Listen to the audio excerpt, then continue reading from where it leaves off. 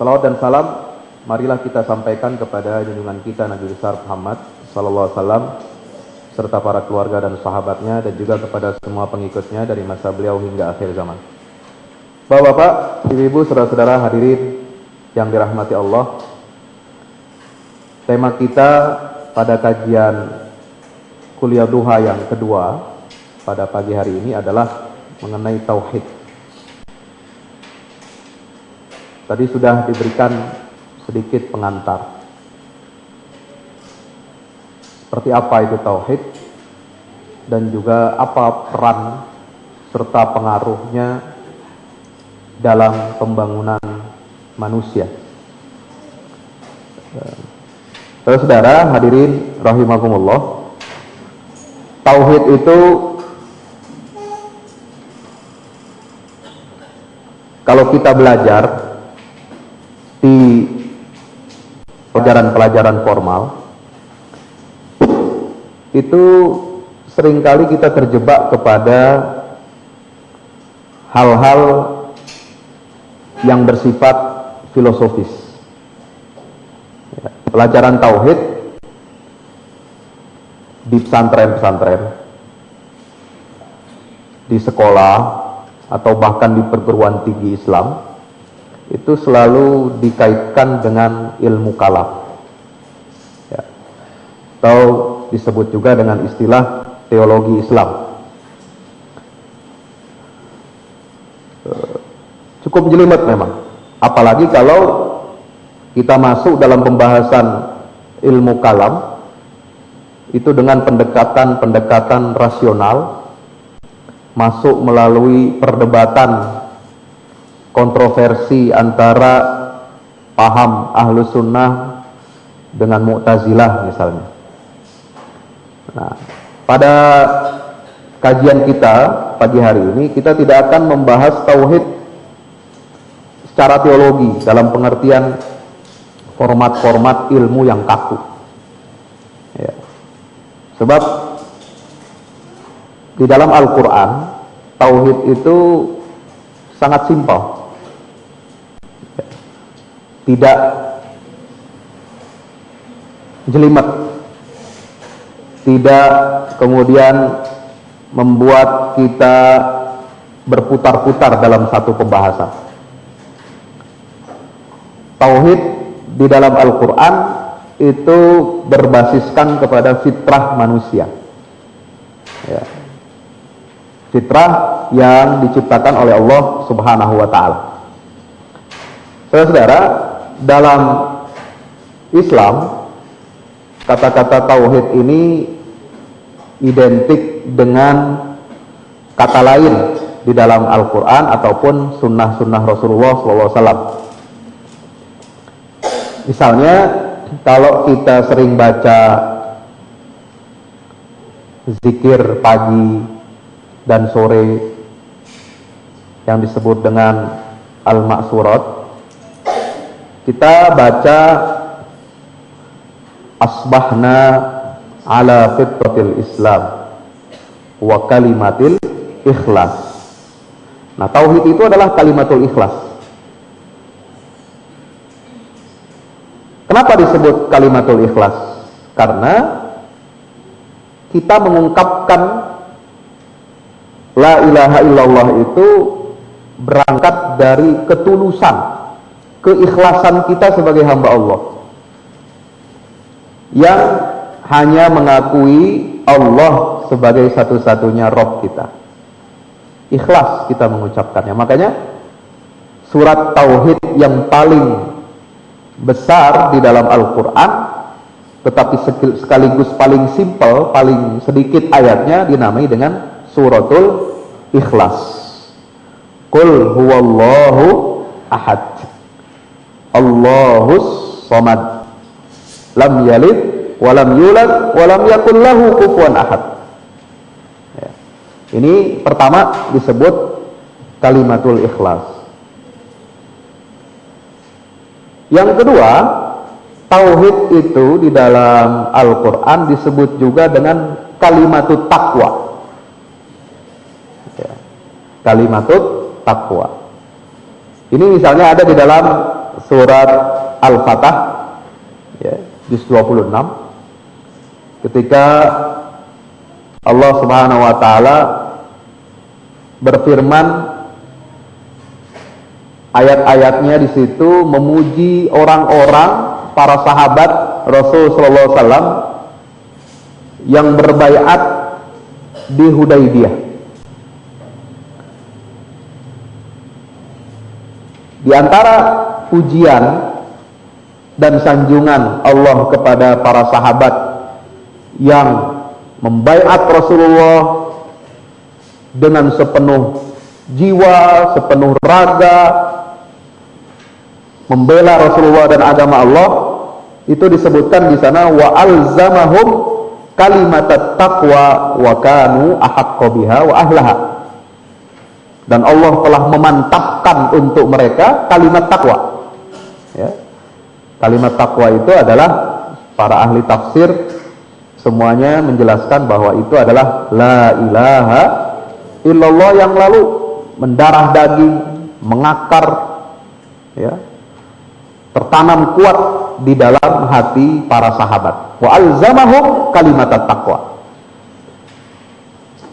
Nah, saudara-saudara hadirin yang dimuliakan Allah Subhanahu wa taala, di dalam Al-Qur'an ini saya ingin membatasi pembicaraan atau topik kajian kita tentang tauhid sebagai asas pembangunan dan peradaban Islam itu pada 4 hal. Yang pertama adalah makna serta implikasi la ilaha illallah. Ya, sebagai inti kalimat tauhid adalah la ilaha illallah. Yang kedua, karakteristik akidah atau keyakinan tauhid itu sendiri. Ya. Yang ketiga, topik yang ingin saya singgung pada pertemuan kita pada pagi hari ini adalah kaitan antara tauhid dengan seluruh bangunan atau sistem Islam, baik itu ibadah, akidah, syariat, dan muamalah. Ya, artinya tauhid itu sebagai platform, sebagai dasar yang masuk ke dalam seluruh lini bangunan Islam. Ya. Kita tidak bisa mengharapkan akan berkembang dan diterimanya Islam ini sebagai jalan hidup, sebagai sistem kehidupan seorang muslim kalau tidak berangkat dari tauhid. Kita tidak bisa membayangkan orang yang getol memperjuangkan syariat Islam kalau dia tidak punya basis tauhid yang kuat. Sulit. Kita tidak bisa membayangkan orang mau mendakwahkan Islam, menjadi aktivis dakwah dalam kata lain, kalau tidak punya basic tauhid yang jelas. Jadi tauhid ini dasar, ya, fondasi yang paling asas. Kemudian yang keempat, topik yang ingin saya singgung adalah bagaimana, ya, karakteristik umat yang dibangun atas dasar tauhid. Jadi itu saja saya singgung. Saya tidak akan berbicara terlalu bercabang-cabang. Kita fokus ke 4 hal ini. Dan saya juga tidak ingin membahas persoalan tauhid ini dari pendekatan teologi, filsafat, atau yang sejenisnya, ya. Sehingga kalau kita bicara tentang tauhid melalui pendekatan teologi dan filsafat, maka saya kira inti dan ruh tauhid itu akan hilang, kabur. Kita sibuk dengan perdebatan seputar sifat Allah, kita sibuk dengan perdebatan tentang boleh tidaknya takwil terhadap sifat Allah, lalu nanti saling menyalahkan, ya, antara satu komponen umat Islam dengan yang lainnya. Ya, kita tidak perlu bahas cabang-cabang dari penafsiran akidah. Ya. Saudara, hadirin yang dirahmati Allah Subhanahu wa taala, kita sepakat yang pertama, topik yang akan saya singgung ini adalah makna dan implikasi la ilaha illallah. Ya, tidak ada Tuhan kecuali Allah Subhanahu wa taala. Seringkali kalimat la ilaha illallah ini hanya menjadi buah bibir,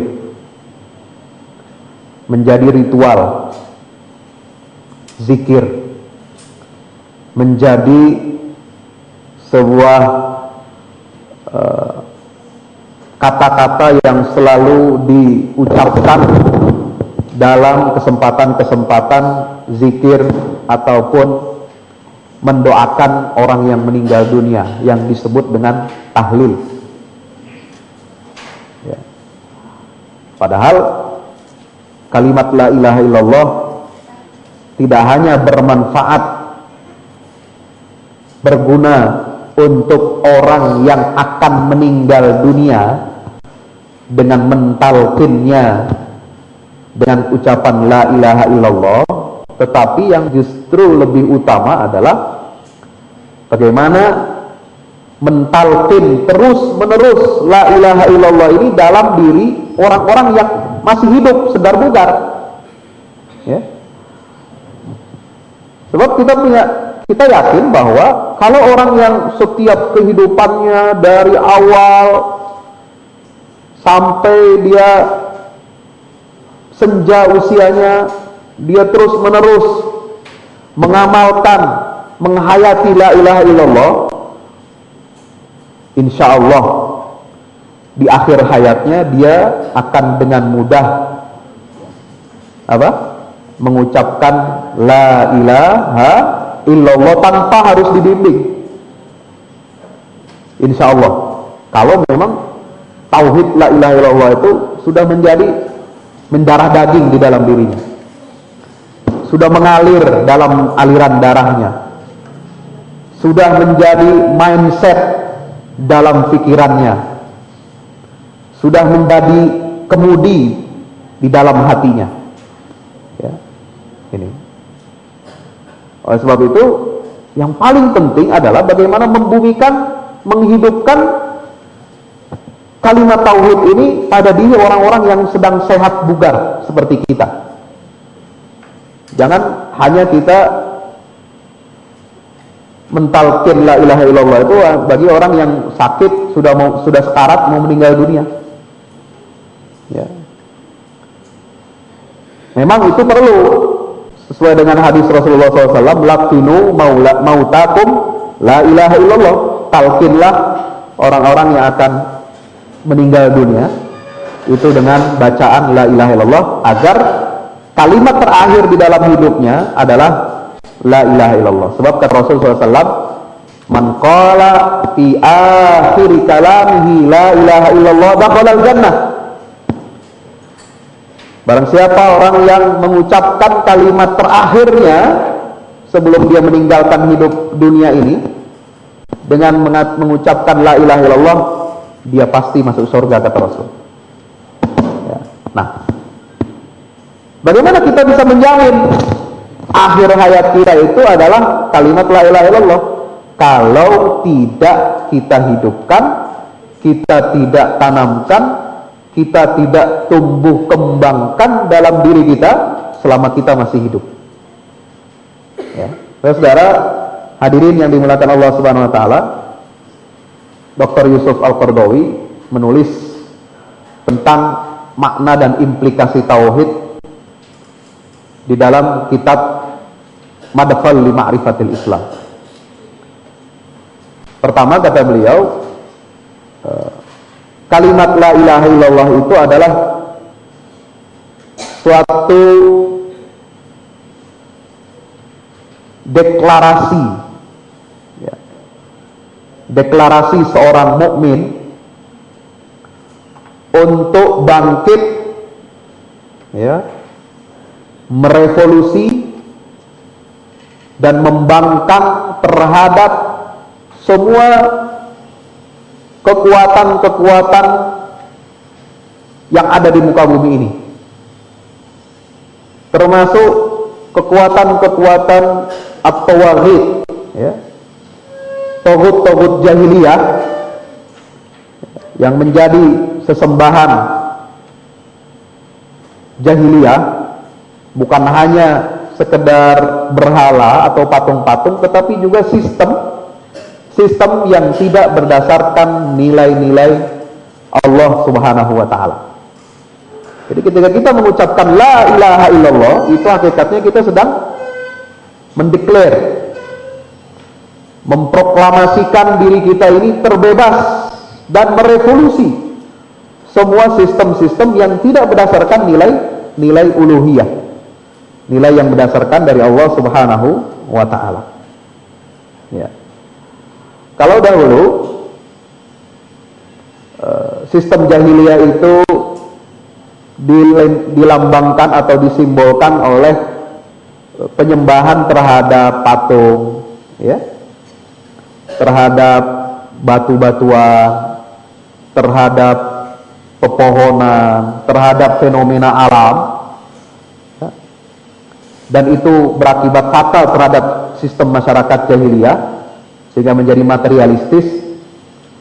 Maka dalam konteks sekarang, konteks modern ini, ya, ketika kita mengucapkan la ilaha illallah, maka kita menjadi orang yang merdeka dari semua sistem selain sistem yang dibuat dan diciptakan oleh Allah untuk manusia. Yang kedua, ya, implikasi la ilaha illallah ini adalah nida'an alamiyan li tahriril insan, suatu seruan universal untuk membebaskan manusia dari penghambaan kepada sesama manusia, ya. Sebab banyak manusia yang ingin menguasai manusia lain, ya, ingin memaksakan sistemnya untuk manusia lain, ingin memaksakan pikirannya untuk manusia lain agar ditaati, dengan cara mengaku-ngaku dirinya sebagai tandingan Tuhan. Ya, kalau dulu di masyarakat kuno itu ada, di Mesir itu Fir'aun, ya, yang mendeklar dirinya ana rabbukumul a'la, saya adalah Tuhanmu yang paling tinggi, ya. Malakum min ilahin ghairi, kalian tidak punya Tuhan kecuali saya, kata Fir'aun. Artinya ketika dia ingin mengatakan seperti itu, terlepas dari maksud dia bahwa dia adalah betul-betul sebagai Tuhan yang menciptakan atau sistem dia yang harus diberlakukan untuk masyarakat, itu artinya adalah pemasungan, artinya adalah pembelengguan terhadap manusia. Nah, la ilaha illallah ini adalah sebuah seruan universal untuk membebaskan diri kita dari penghambaan terhadap sesama manusia, seperti dinyatakan oleh Rib'i bin Amir, ya, seorang sahabat Nabi SAW. Tadi saya kira saya dengar tadi sudah ada yang menyampaikan kata-kata ini ketika Rib'i bin Amir ditanya oleh Panglima Kerajaan Persia Rustum, wahai orang Arab, dia nyebut Rib'i bin Amir ini orang Arab karena taunya memang sukunya Arab, ya. Kenapa kalian datang kemari? Untuk apa kalian ingin melebarkan wilayah dan kekuasaan kalian? Emangnya kalian ini siapa? Man antum? Kalian ini siapa? Orang Arab dulu kita kenal pakai sandal saja tidak. Ya. Punya peradaban juga tidak, bangun istana megah juga tidak, punya tentara juga tidak. Kok tahu-tahu ingin menguasai Persia? Emang kalian siapa? Wah, Rib'i bin Amir ditanya seperti itu, seorang sosok sahabat sederhana, ya, tidak banyak dikenal oleh umat. Beliau bukan tokoh sahabat besar seperti Sayyidina Abu Bakar, Umar, Sayyidina Utsman, Sayyidina Ali, dan tidak masuk juga dalam 10 sahabat yang dijamin masuk surga, kan? Tapi pendidikan keimanan dan tauhid yang ditanamkan oleh Rasulullah itu masuk ke dalam semua sahabat-sahabat Rasul, yang mereka merasa dimuliakan dengan tauhid ini. Beliau berkata kepada Rustum, dan kalau bapak-bapak, ibu-ibu melihat cuplikan videonya Perang Al-Qadisiyah itu, ketika Rustum memanggil delegasi tentara kaum muslimin, itu yang datang bukan panglima kaum muslimin. Panglima perangnya ketika Al-Qadisiyah itu adalah Sa'ad bin Abi Waqqas. Sa'ad bin Abi Waqqas nggak mau datang, diutus saja komandan peletonnya lah, ya, Rib'i bin Amir ini. Orangnya nyantai, Pak.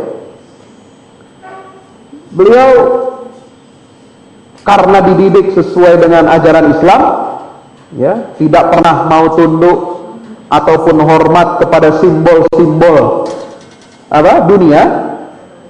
Beliau datang sendirian, ya, di dalam video itu cuplikannya ada, kalau bisa ditampilkan sini bagus tuh. Itu dia lewat di atas karpet merah menuju tenda panglima. Karena yang dikirain oleh orang Persia ini yang akan datang menghadap panglima besar Persia itu adalah panglima juga. Akhirnya disiapkan karpet merah. Wah, dia datang tidak turun dari kudanya, dengan bangganya tetap di atas kuda, berlagak seperti panglima beneran. Wah, ya. Beliau bawa tombak, ada pedang, tombaknya pun ditusuk-tusukkan ke karpet ketika beliau jalan. Coba, luar biasa. Persia waktu itu negara adidaya, peradaban tinggi, ilmu pengetahuan maju, tentaranya hebat, ditusuk-tusuk, masuk ke dalam tenda, langsung dia hampiri. Si Rustum ini duduk di sampingnya, nggak ada sopannya sama sekali, ya.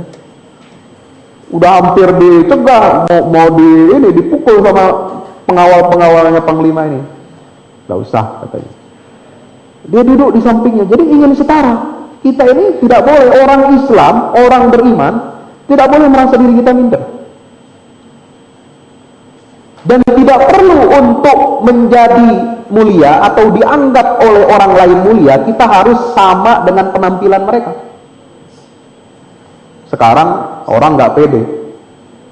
Wah, kita harus merasa gagah mulia kalau pakai jam Rolex juga sama dengan mereka. Nggak pede kan? Nggak pede, Pak. Harus pakai jas mahal, harus pakai mobil mahal. Katanya itu tuntutan zaman sekarang. Kalau tidak begitu kita nggak dikenal atau tidak dipandang. Nggak perlu. Kalau Sayyidina Umar mau mengimbangi pamor tentara kaum muslimin dengan tentara Persia, beliau bisa saja buat bikin pelana kuda yang bagus, bikin pakaian untuk panglima, baju kebesaran yang bagus, ya kan? Ya, bisa saja. Oh, kekhilafan Islam itu sudah kaya kok waktu itu. Umar bin Khattab sudah kaya, sudah luas jaringan kekuasaannya. Ya. Tapi Rib'i bin Amir datang, pakaian compang-camping, tidak nampak sebagai panglima tapi berlagak seperti panglima. Duduk di samping dia, langsung diambil minum. tanpa harus dipersilahkan. Wah, ditanya, man antum, siapa kalian ini? Kaget. Beliau jawab, nahnu qaumun yukhrijunallahu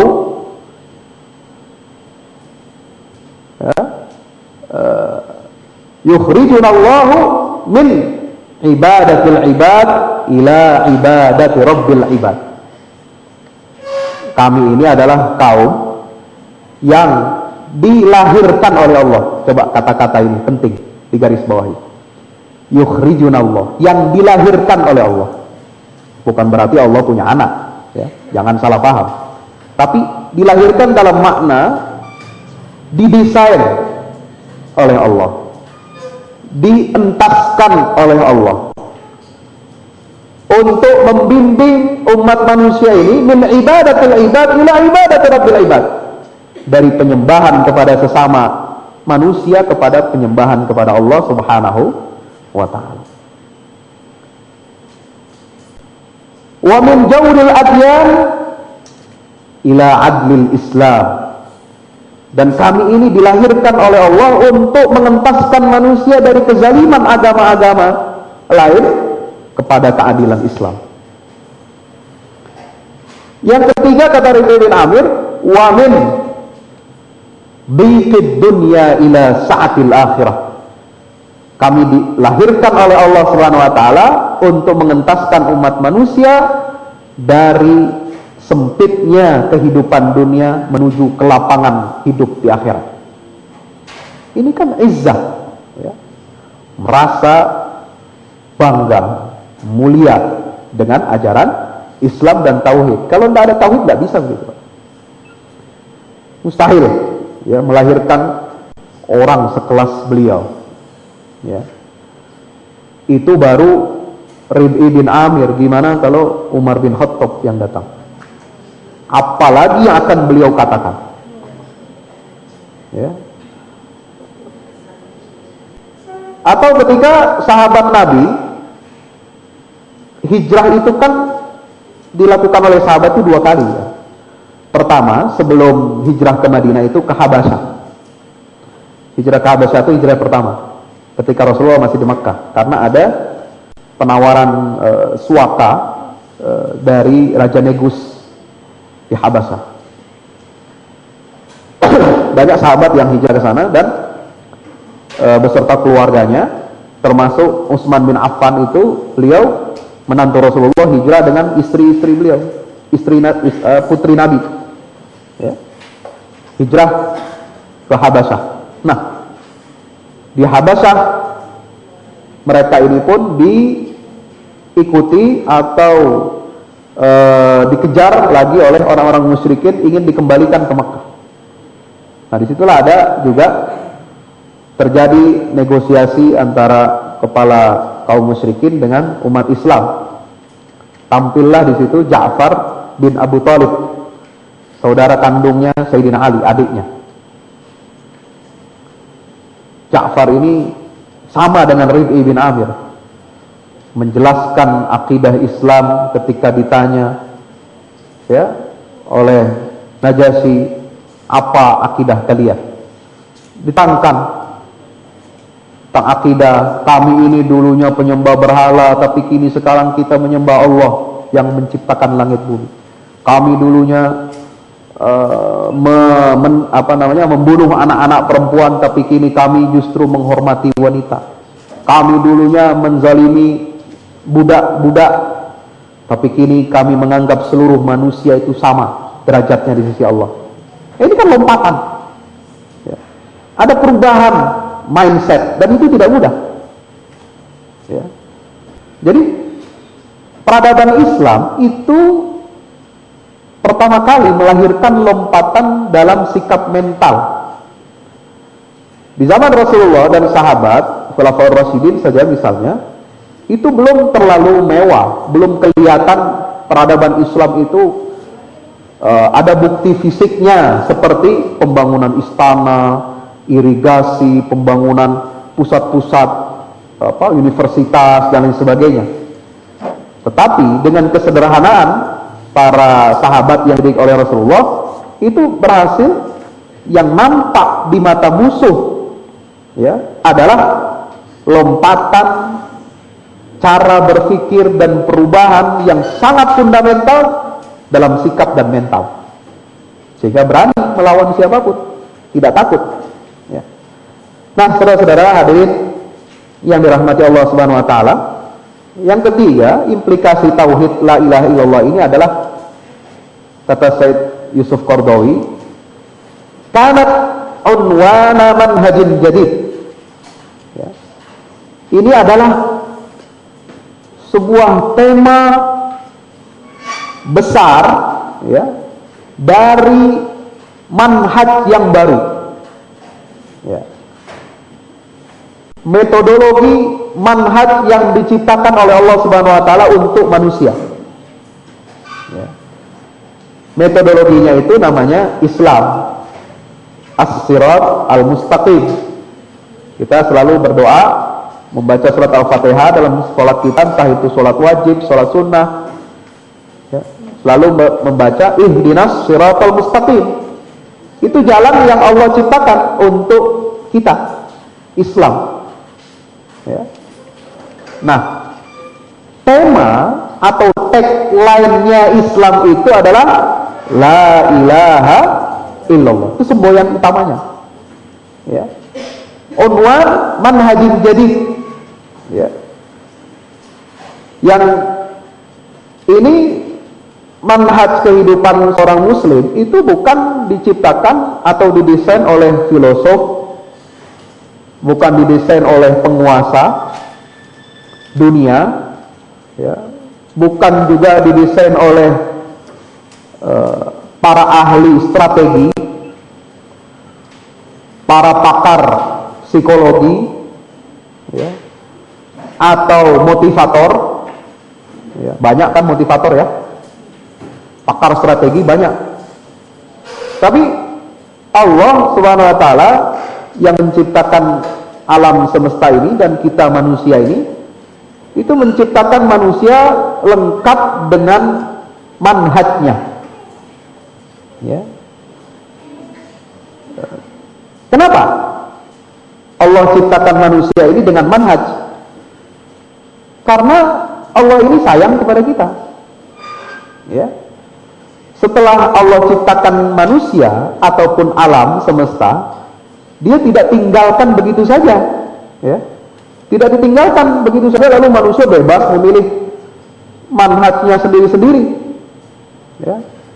Sehingga Allah Subhanahu wa taala berfirman dalam surat Al-A'la ya, sabbihisma rabbikal a'la alladzi qaddara fahada walladzi akhrajal mar'a faja'alahu ghutsa'an ahwa. Allah itu bisabbihisma rabbikal a'la alladzi khalaqa fasawwa walladzi qaddara fahada. Maaf, tadi ada kurang ayatnya satu.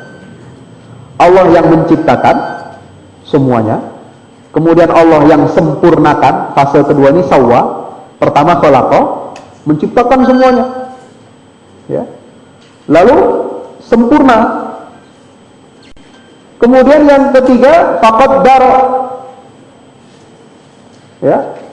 Allah Ta'ala menetapkan kadarnya semuanya, rizkinya, semuanya, fasilitasnya, infrastruktur semua ya. Untuk manusia infrastrukturnya banyak ya. Alam raya, alam semesta ini, tumbuh-tumbuhan, hewan, semuanya juga sudah disiapkan infrastrukturnya oleh Allah ya. Itu qaddar. Lalu setelah itu fahada ya.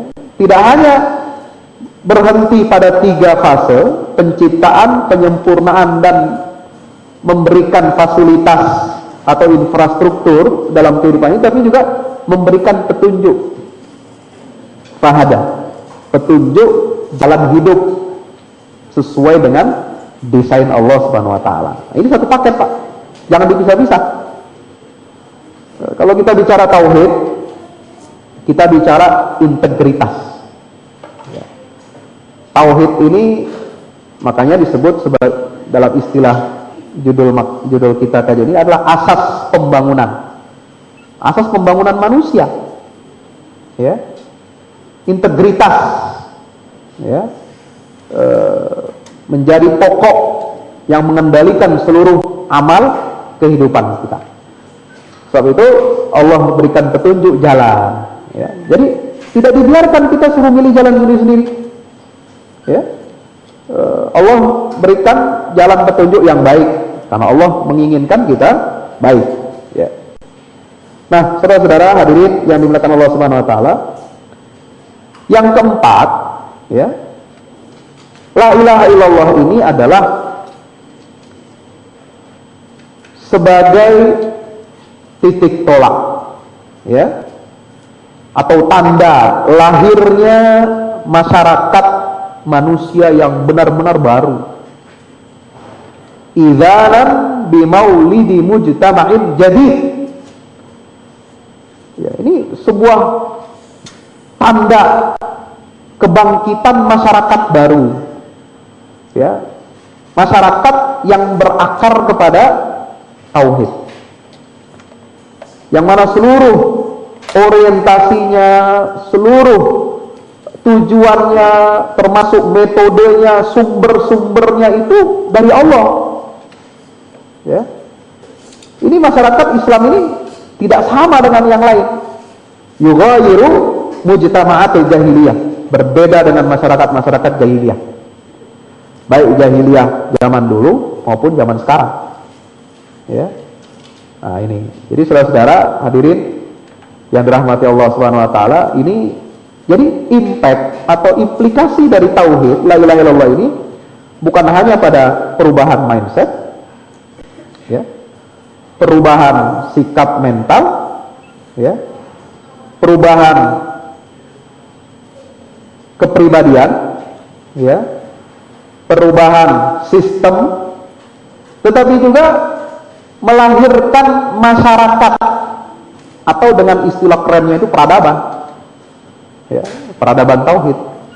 Ini melahirkan peradaban, sehingga di dalam Al-Quran itu diistilahkan dalam surat Ibrahim ayat 24, A'udzubillahi minasyaitonirrajim, alam tara kaifa daraballahu masalan kalimatan thayyibah,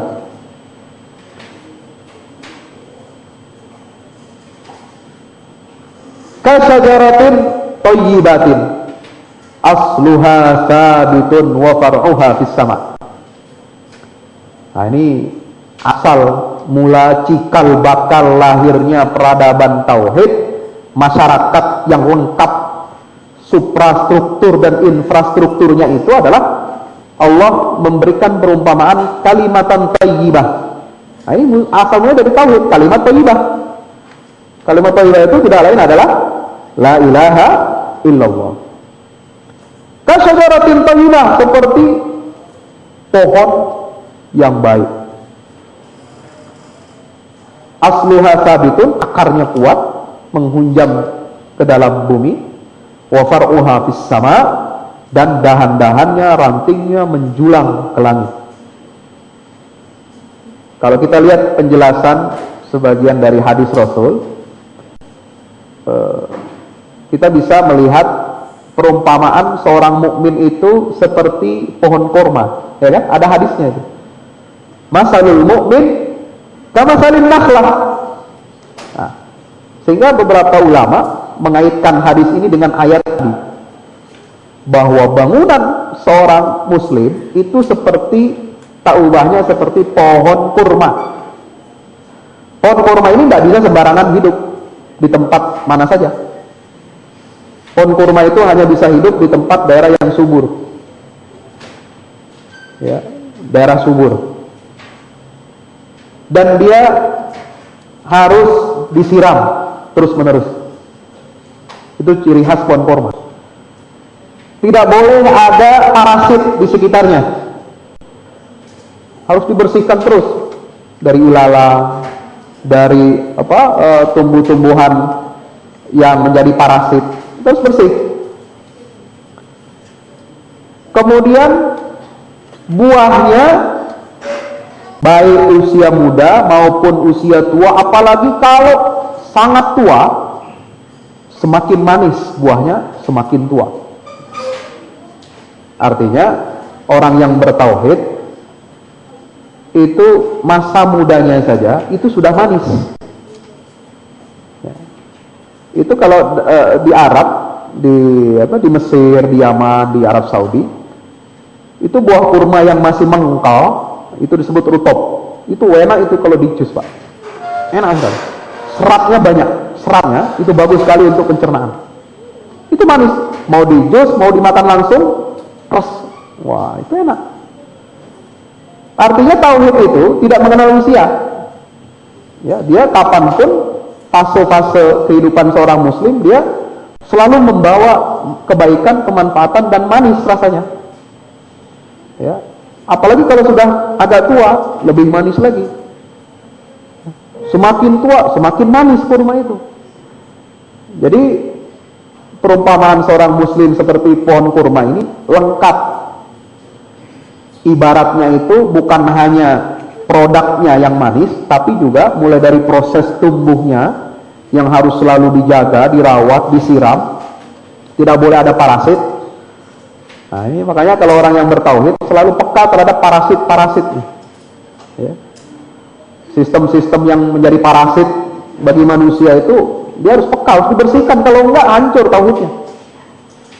Kalau enggak disiram tiap hari, tauhid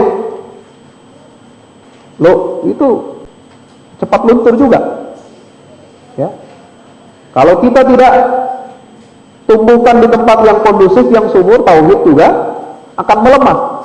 Jadi itulah ciri perumpamaan seorang mukmin dengan pohon kurma. Nah, manfaat kurma ini juga pohonnya itu tidak sebatas buahnya, tapi dahannya, kayunya itu bisa jadi macam-macam. Ya, dulu sampai pelepahnya bisa untuk bikin atap rumah. Ya, kayu batang kayu pohon kurma itu bisa untuk dinding, bisa untuk palang pintu dan sebagainya. Jadi dia semuanya bermanfaat. Nah, saudara hadirin yang dirahmati Allah Subhanahu wa taala, ya. Sebab itu kita tidak berlebihan menyatakan bahwa tauhid itu adalah cikal bakal lahirnya peradaban masyarakat muslim yang memiliki ciri khas yang berbeda dengan masyarakat jahiliyah. Nah, saudara hadirin yang dirahmati Allah Subhanahu wa taala, poin kedua yang ingin saya singgung adalah apa hubungan tauhid ini dengan seluruh bangunan Islam? Ya. Bagaimana kita memandang itu semua menjadi satu kesatuan? Ya. Yang menjadi pengarah, penggerak, dan memotivasi seluruh kehidupan seorang muslim. Nah, saudara-saudara, tentu saja tauhid itu, kalimat la ilaha illallah, bukan, tadi saya sudah di awal sudah menekankan, ini bukan sekedar ucapan simbolis. Bukan sekedar ucapan simbolis. La ilaha illallah ini adalah perlu dan wajib diimplementasikan. Ya. Harus ada buahnya. Harus ada wujud nyatanya. Nah, wujud nyatanya itu apa? Ibadah. Ya. Sebagai kelanjutan pernyataan kita bahwa tidak ada Tuhan kecuali Allah, baik dalam pengertian tidak ada yang wajib diibadahi, atau baik dalam pengertian tidak ada yang wajib ditaati, tidak ada yang wajib diimani kecuali Allah, maka itu meniscayakan adanya penghambaan kita kepada Allah Subhanahu wa ta'ala. Nah, ibadah, saudara-saudara hadirin yang dirahmati Allah Subhanahu wa ta'ala, ini kita jangan salah pengertian juga. Ibadah itu kadang kita mempunyai tasawur, mempunyai suatu gambaran, ya, yang simplistik. Ya. Tajzi'i artinya apa? Parsialistik, parsial. Memandang ibadah hanya sholat, ya.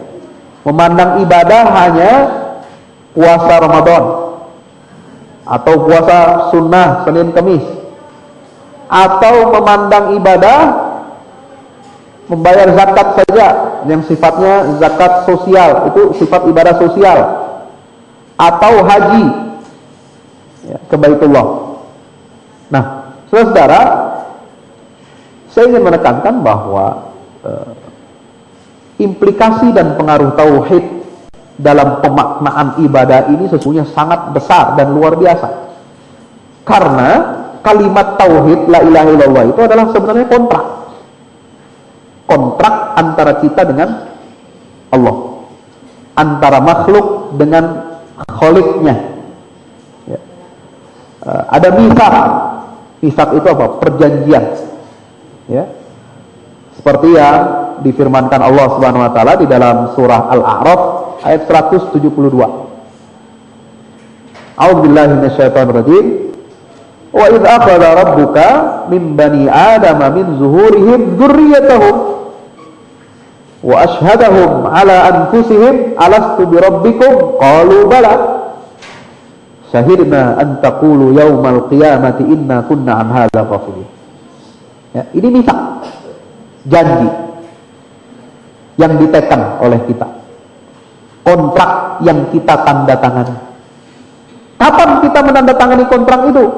Oh, kata Allah, ini informasi yang tidak bisa saudara dapat dalam buku-buku filsafat, informasi yang saudara tidak bisa dapat dari buku-buku karya sastrawan dunia, informasi yang tidak bisa saudara dapat dari pakar-pakar sains, baik itu fisika, ya, dan lain sebagainya.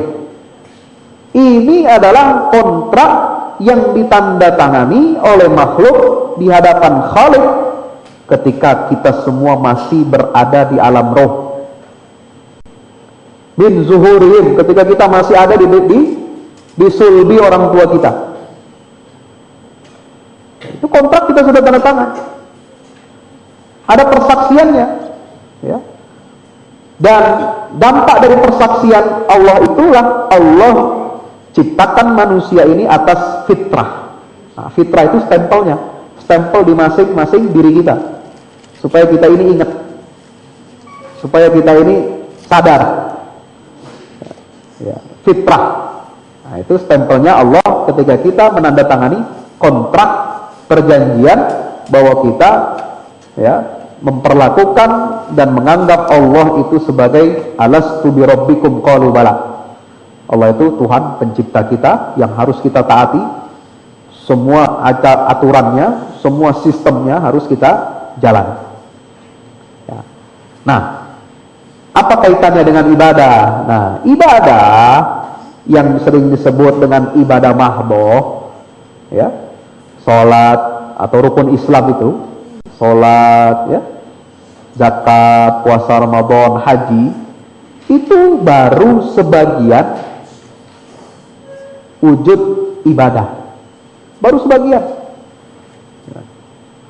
yang mana ini menjadi suatu kewajiban yang inheren melekat pada seluruh umat Islam tanpa kecuali, ya, tanpa kecuali, dan tidak melihat jenis kelamin, tidak melihat strata sosial, tidak melihat perbedaan-perbedaan biologis, ya, atau fisiologis, itu semuanya wajib, semua umur, semua strata, ya. Sehingga kalau muncul pertanyaan, kenapa tidak ada jihad di situ rukun Islam? Ya, karena jihad butuh pengorbanan, ada syarat-syaratnya, ya. Kenapa tidak ada di situ kewajiban rukun Islam amar ma'ruf nahi mungkar? Nah, itu ada makna lagi. Jadi, sebab amar ma'ruf nahi mungkar itu ibadah. Jihad fisabilillah itu juga ibadah. membangun keluarga, pernikahan, ibadah.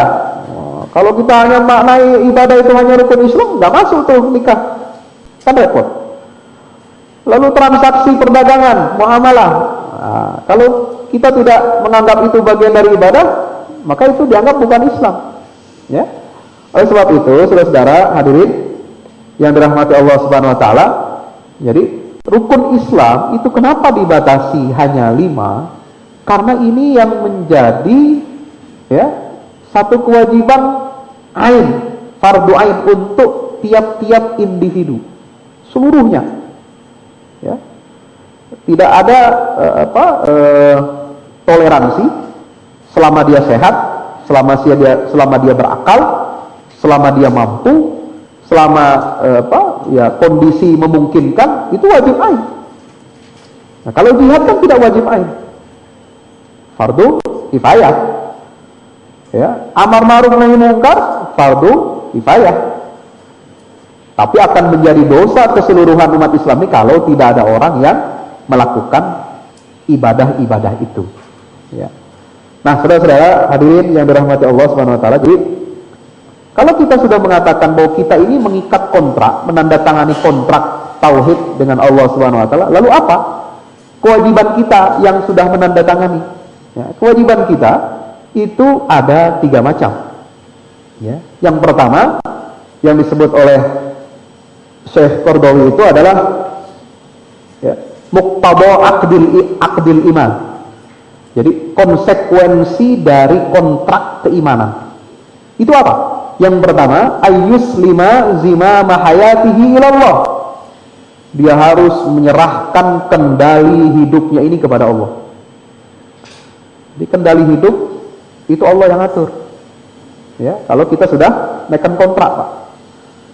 Kalau sudah kita kontrak, artinya kita taat, patuh dan tunduk kepada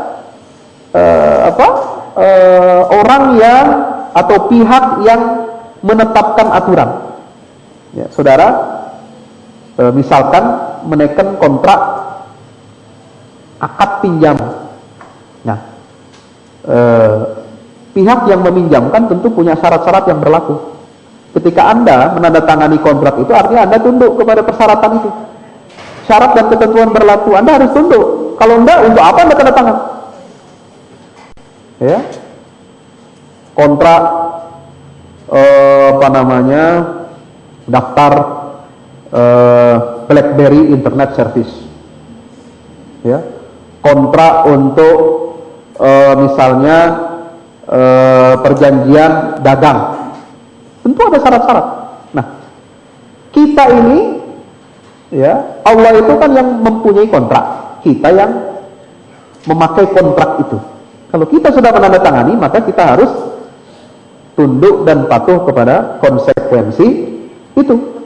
Ya. Apa makna menyerahkan kendali hidup kita ini kepada Allah? Maksudnya adalah agar hidup kita ini diarahkan, dikemudikan oleh wahyu.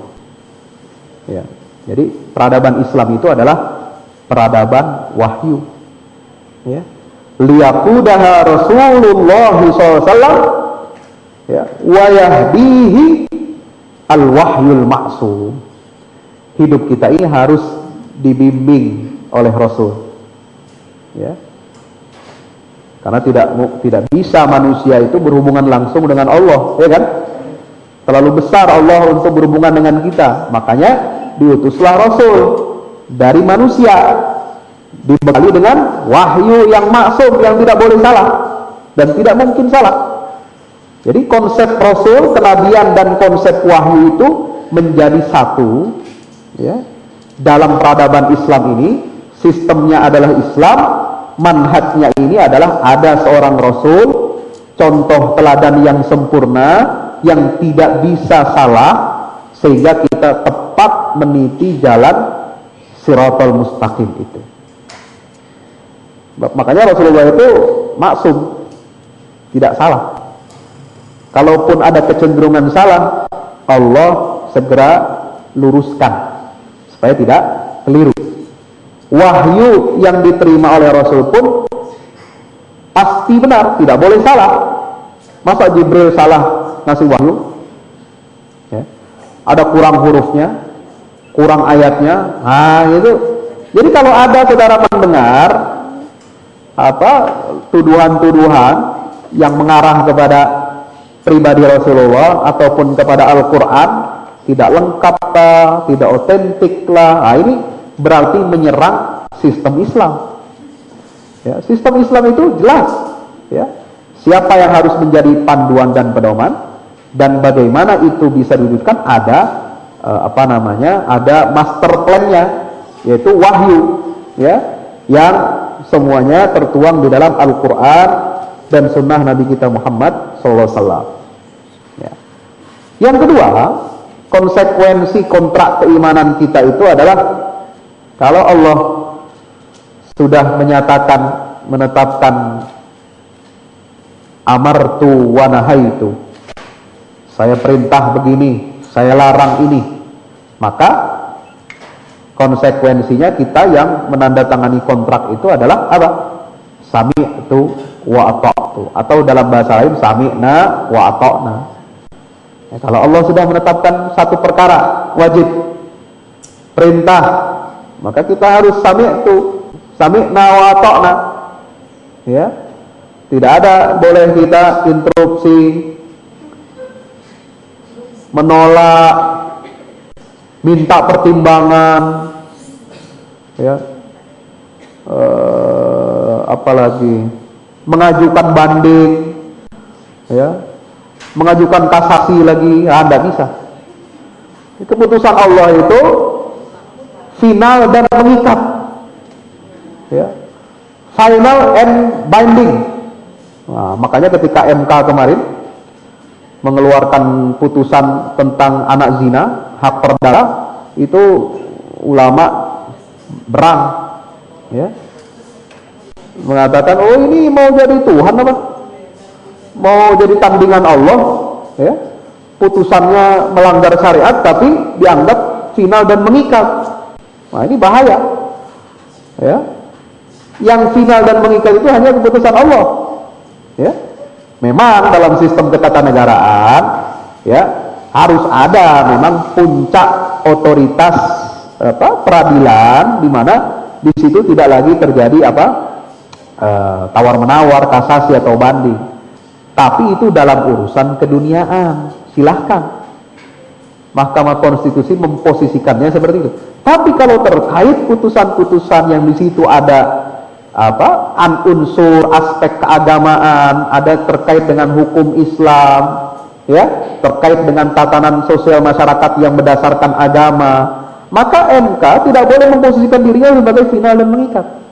Harus menerima dan wajib menampung keputusan-keputusan yang disepakati oleh kaum muslimin berdasarkan Quran dan Sunnah. Nah, itu bedanya, ya.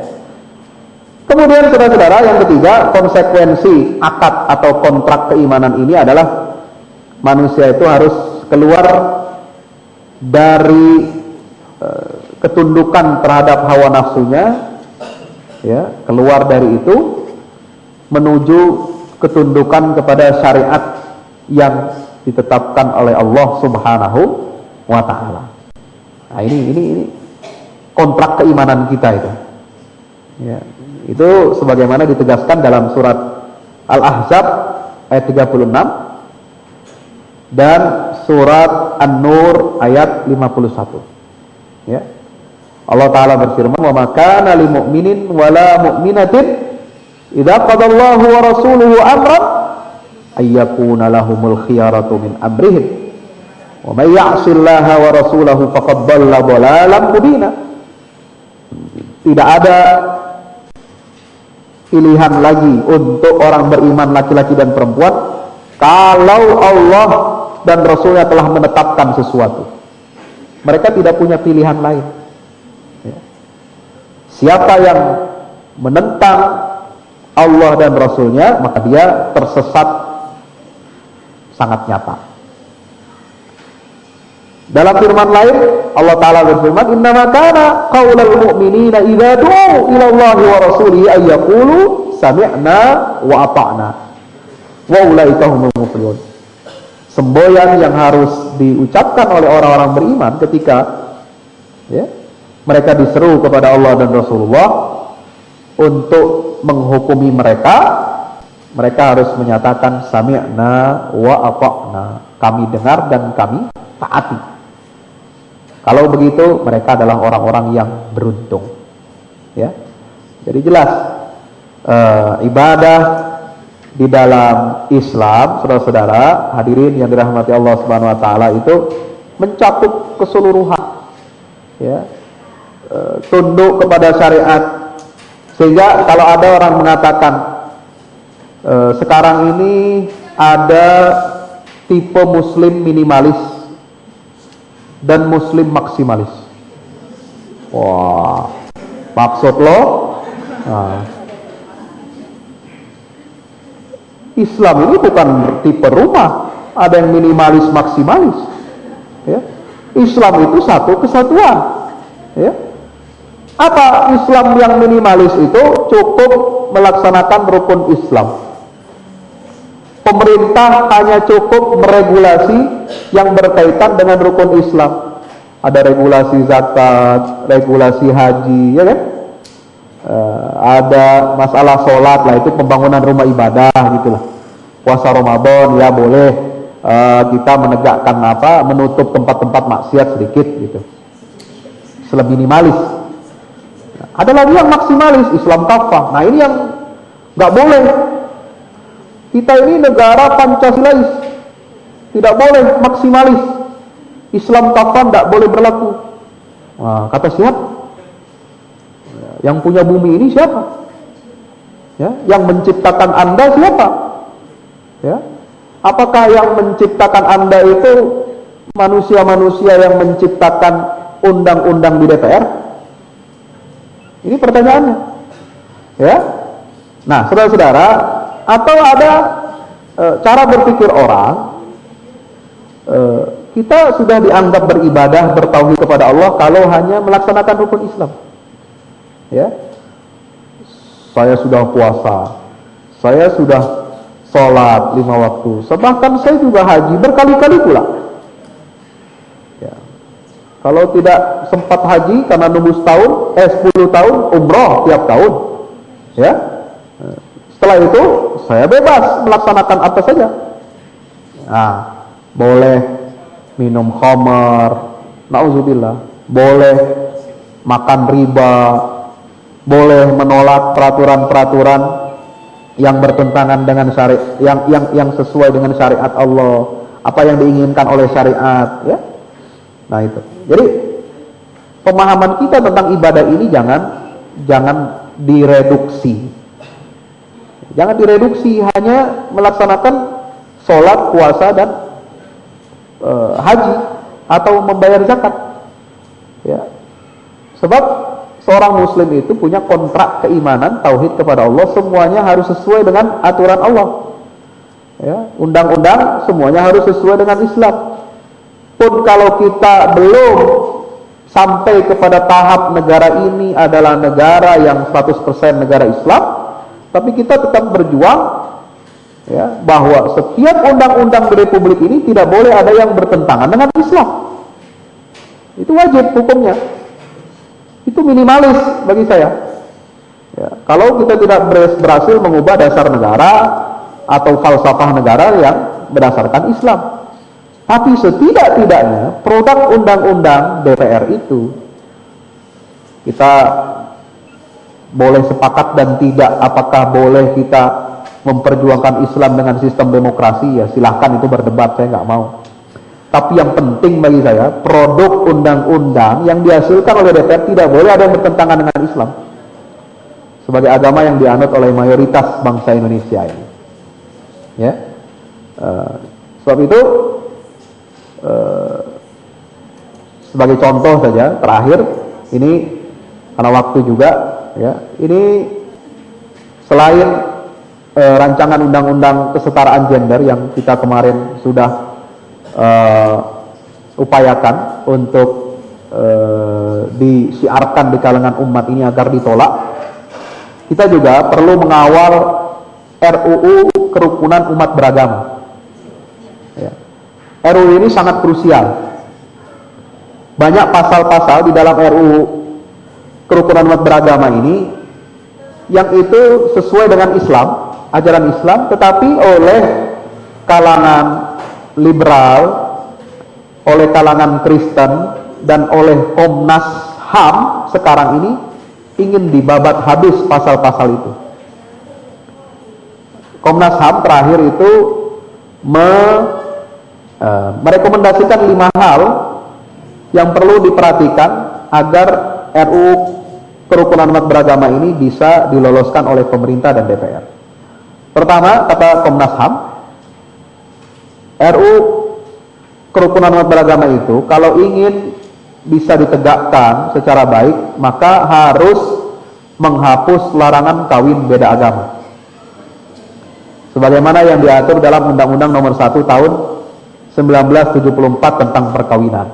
Artinya, kalau kita larang perkawinan beda agama ini berarti kerukunan kita buruk. Kerukunan antar beragama kita buruk.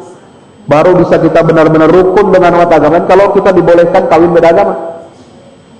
Itu menurut Komnas HAM. Nah, saya baru kemarin beli dari Gramedia, ini buku menarik. Menjawab 101 masalah nikah beda agama. Itu tulisan dari blog-blog internet yang diasuh oleh Ahmad Nurholis. Ya, dia orang Paramadina, dulu pernah jadi aktivis di Al-Azhar Youth Islamic Study Club, ya, tahun 90 awal. Dia kawin sama perempuan budak, dan dia jadi konsultan perkawinan beda agama di internet. Ya, jadi pertanyaan-pertanyaan tentang masalah pernik-pernik soal perkawinan beda agama, mulai dari masalah hukum, legalitas, masalah hambatan sosial, hambatan budaya, hambatan agama, itu semua dibahas dan dijawab. Saya belum sempat baca, tapi istri saya semalam baca, lalu saya minta dengar apa yang kamu baca itu. Di antaranya soal pertanyaan bagaimana mendidik dan mengarahkan anak-anak kita ke agama siapa? Apakah ke agama ibunya atau bapaknya atau tidak beragama sama sekali? Nah, ini si Ahmad Nurholis ini luar biasa. Dia bilang Islam membebaskan orang memilih agamanya masing-masing. Tidak boleh memaksa anak untuk ikut agama Islam. Ya, silakan dia bebas ikut agama ibunya boleh, ikut agama bapaknya boleh, bahkan tidak beragama pun dijamin oleh Islam katanya. Jadi model keluarga macam apa kalau begitu? Ya, itu baru satu hal yang saya dengar dari cuplikan buku itu. Ini berbahaya sekali buku ini. Jadi kampanye, sosialisasi, dan bahkan, nah inilah yang diperjuangkan Komnas HAM sekarang. Yang kedua, rekomendasi Komnas HAM ini supaya RUU itu diterima oleh mereka mengusulkan agar Undang-Undang PNPS nomor 1 tahun 65 dihapus. Karena dengan dasar undang-undang ini itu bisa membatasi kebebasan beragama dengan mencap aliran keyakinan yang berbeda dengan kelompok mayoritas dianggap sesat. Karena kita tidak punya payung hukum lain dalam menangani masalah aliran-aliran sesat ini kecuali PNPS tahun 65, Pak. Nah, ini mau dihapus oleh Komnas HAM. Jadi ini juga mengancam ajaran Islam. Yang ketiga adalah menghapus pencantuman agama dalam semua atribut kependudukan, baik itu KTP, KK, dan lain sebagainya. Tidak perlu pencantuman agama, sehingga nanti kalau ada orang yang mati tidak jelas apa agamanya, bisa dikuburkan dengan siapa saja yang nemuin. Nah, ini agenda Kristen, ya. Orang-orang yang tidak punya rumah, nggak punya tempat tinggal, lalu tidak jelas kependudukannya, dia bisa klaim ini dikuburkan berdasarkan agama Kristen. bisa dicatatkan, oh ini nambah-nambah jumlah penganut agama mereka. Nah, ini yang diperjuangkan oleh kalangan Kristen, ya. Padahal itu sudah diatur dalam UU nomor 23 tahun 2006. Kemudian Komnas HAM menuntut supaya SKB 2 Menteri tentang peraturan membangun rumah ibadah itu juga dihapus, karena dianggap membatasi hak-hak kaum minoritas. Ya, kemudian yang kelima, mereka menuntut supaya Undang-Undang Nomor 20 Tahun 2003 tentang Sisdiknas juga dihapus, karena di situ ada pasal mewajibkan setiap peserta didik untuk mendapatkan pendidikan agama dari guru yang seagama dengan dia. Nah, ini kan yang dulu ditolak oleh kalangan Kristen, tapi alhamdulillah bisa lolos di DPR. Nah, ini disuruh dihapus lagi. Jadi semua yang berbau agama ini ingin dihapus. Jadi Komnas HAM ini sekarang perwakilan dari kekuatan anti agama. Nauzubillah. Ya, anti agama sekali. Jadi Sisdiknas, pencatatan sipil, kemudian pembangunan rumah ibadah, ya, PNPS, ya, tentang penodaan agama dan penistaan agama, juga termasuk yang pertama tadi soal undang-undang perkawinan itu ingin dihabisi. Jadi saya pikir agenda umat ini cukup banyak, PR-nya cukup berat, dan hanya orang-orang yang bertauhid sajalah yang bisa mempertahankan dinullah ini, yang bisa memperjuangkannya, mendakwahkannya, menegakkannya hingga yaumil akhir. Oleh karena itu basis tauhid kita harus kuat. Demikian, mudah-mudahan bermanfaat dan bisa mendorong kita untuk semakin melaksanakan Islam dengan kafah. Mudah-mudahan kita semua mendapatkan perlindungan dan taufik dari Allah Subhanahu wa taala. Amin ya rabbal alamin. Kita akhiri dengan Assalamualaikum warahmatullahi wabarakatuh. Silakan, masih ada beberapa waktu.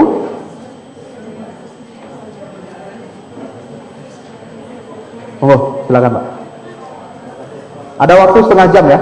Ya, silakan. Waalaikumsalam.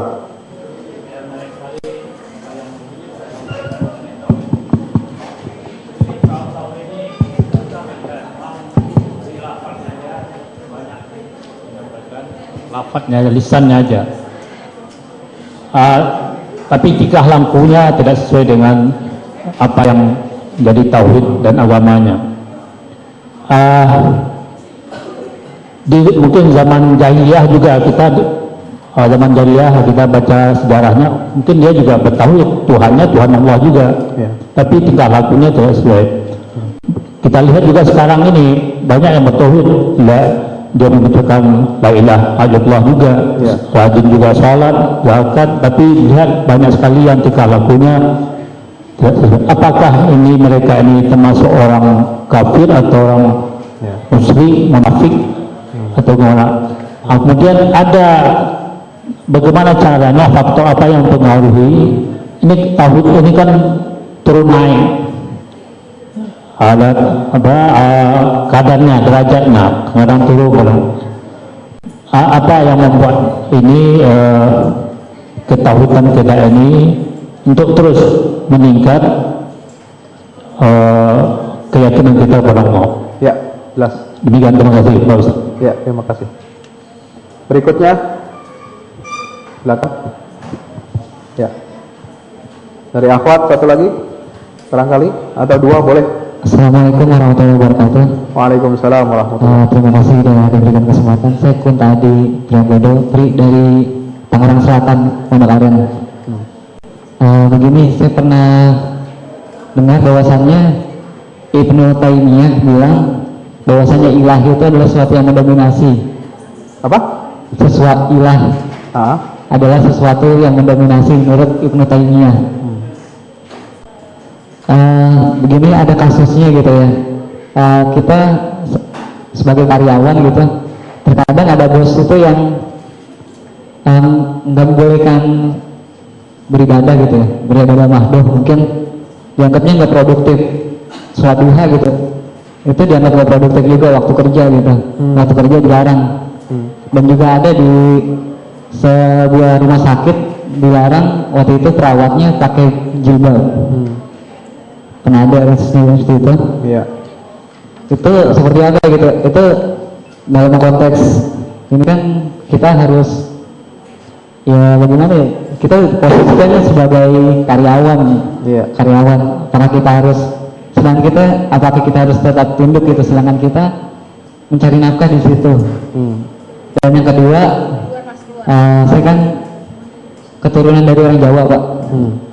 Biasanya tuh kalau di Jawa tuh ada adatnya ya, kadusan, seperti apa gitu ya.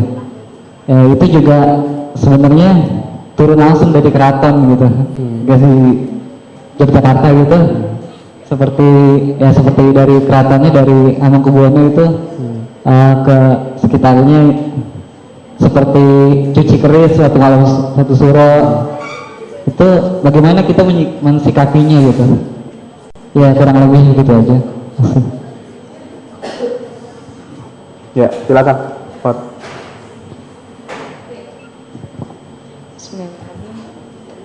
Tadi kan tauhid itu adalah kalimat takwa ya Ustaz ya? Ya. Tadi Ustaz, Quran surat Al-Fat ayat berapa ya?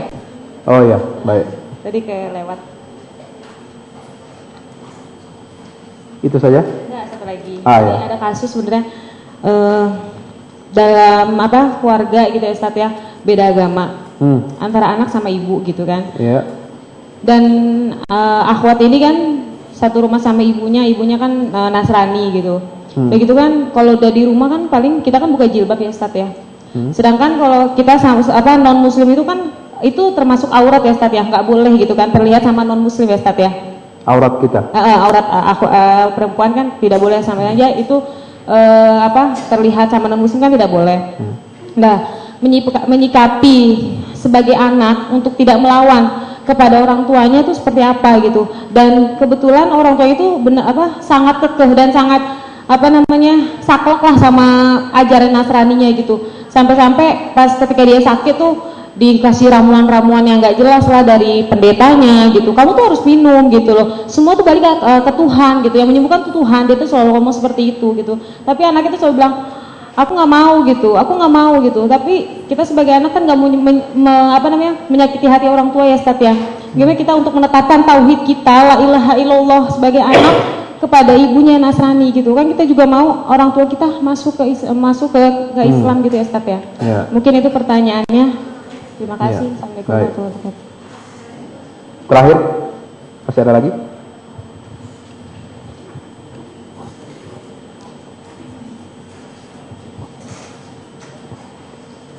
Iya, assalamualaikum warahmatullahi wabarakatuh. Ustaz, saya mau tanya, bagaimana cara menyikapi tauhid atau mendirikan tauhid dalam sebuah keluarga yang sudah ada pernikahan beda agama di dalamnya, sedangkan dalam keluarga tersebut seperti terdapat pro dan kontra. Ya, itu aja. Pro dan kontra. Baik, saya akan menjawab satu persatu ya. Pertama,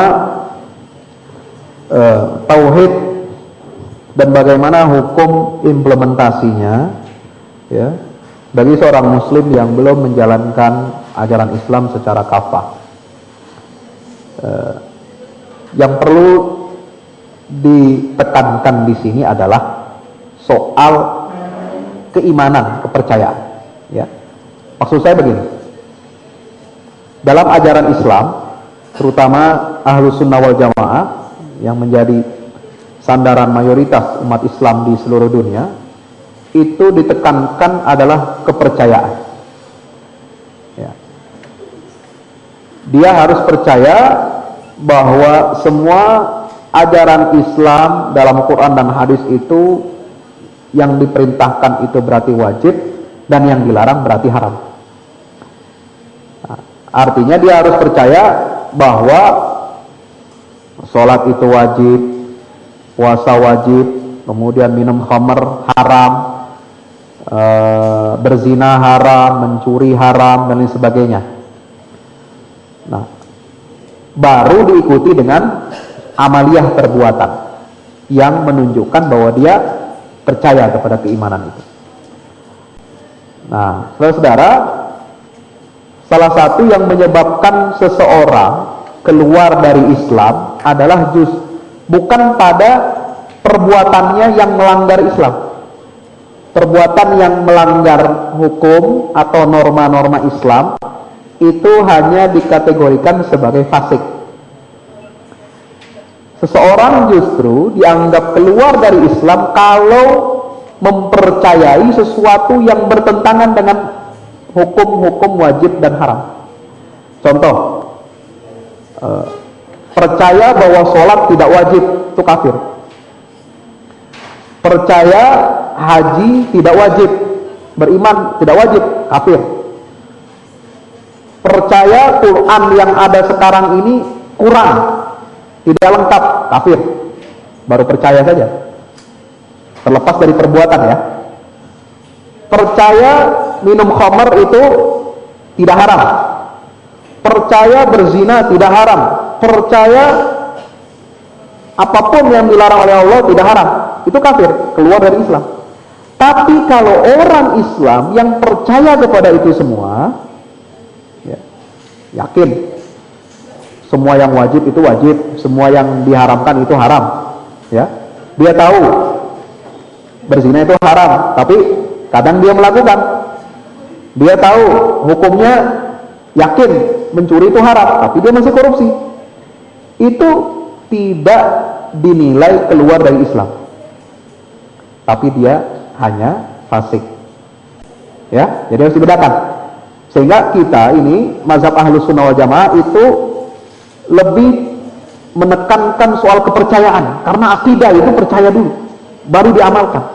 Nah, kalau akidah dan amal ini selaras, baru muslimnya kafah.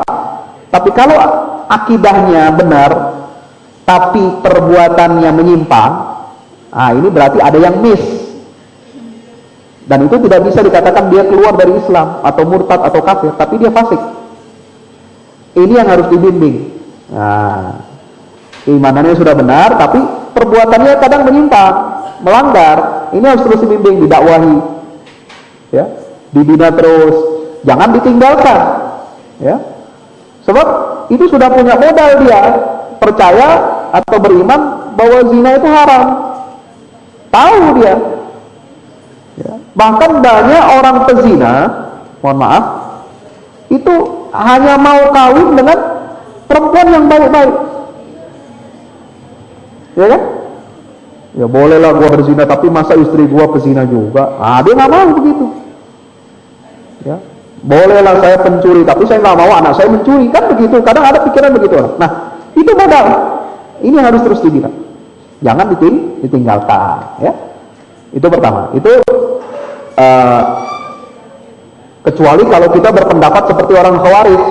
Khawarij ini kalau melanggar hukum Allah, ya, percaya saja tapi perbuatannya melanggar, itu sudah kafir. Itu Khawarij. Ahlus Sunnah tidak seperti itu. Ahlus Sunnah wal Jamaah yang mengambil amaliyahnya berdasarkan kaidah Al-Quran dan Sunnah Rasulullah SAW, itu tidak menghukumi orang yang meninggalkan atau melanggar sebagian aturan Islam, tidak menganggap dia kafir. Ya, dia hanya fasik. Ya, kita bukan orang Khawarij kan? Jangan kita menghukumi itu dia keluar Islam. Nah, memang idealnya harus selaras. Nah, itu idealnya. Tapi kan dalam kehidupan ini kadang ada faktor-faktor yang tidak menjadikan seorang ideal. Nah, kita harus lengkapi itu dengan dakwah, dengan mau'izah hasanah, dengan bil hikmah, ya, seperti itu. Kemudian yang kedua, iman itu kadang ya fluktuatif, naik dan turun. Bagaimana caranya menstabilkan frekuensi keimanan? Nah, kita harus jaga frekuensinya, jangan menyimpang sedikit, ya kan? Radio kalau frekuensinya sedikit aja kepencet, kegeser, berubah.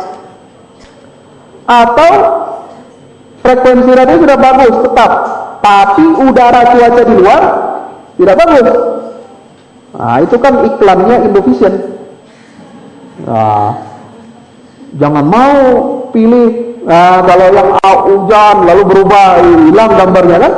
Nah, itu caranya kita harus punya penangkal, punya formula kita mempertahankan akidah itu dari dalam dan juga dari luar. Ada gangguan dari luar, cuaca buruk, seperti itu kan contoh tuh frekuensi radio atau parabola kan.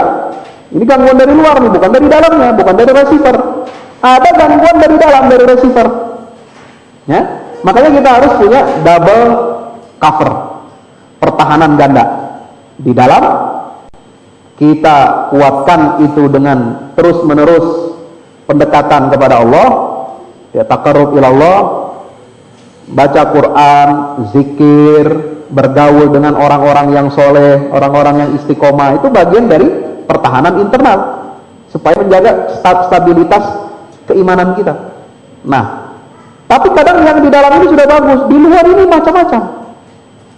Aliran sesat menyerang, ini datang, undang-undang tidak sesuai dengan Islam, ini macam-macam. Nah, ini harus ada double cover lagi di luar.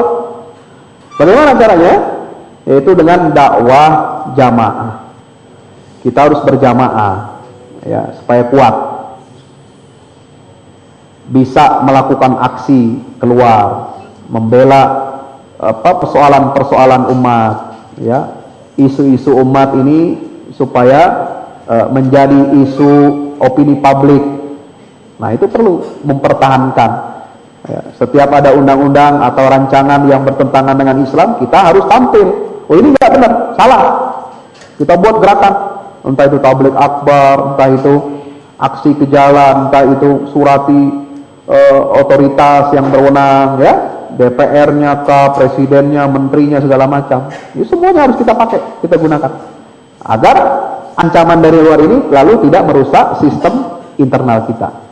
Itu dakwah jamaah dengan cara amar ma'ruf nahi mungkar, supaya iman itu tidak diganggu, keislaman itu tidak diganggu, ya, tidak rusak. Yang kedua, tentang pertentangan prinsip dengan situasi kondisi kerja. Ada semacam kegalauan, ya, pertentangan konflik batin, ya.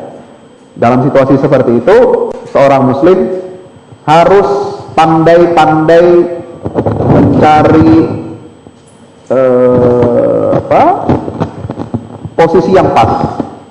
Kalau sekiranya di dalam kondisi ruang lingkup kerja itu tidak cocok dengan ghirah keislaman kita usaha untuk bertahan di situ sebentar sambil mencari alternatif yang lain, tempat kerja lain. Nah, gitu. Ya. Cari-cari informasi mana tempat kerjaan yang bagus, yang kondusif. Jangan bukan berarti kita ingin, ya, melemahkan keimanan kita. Ini juga perlu soal maisha nafkah.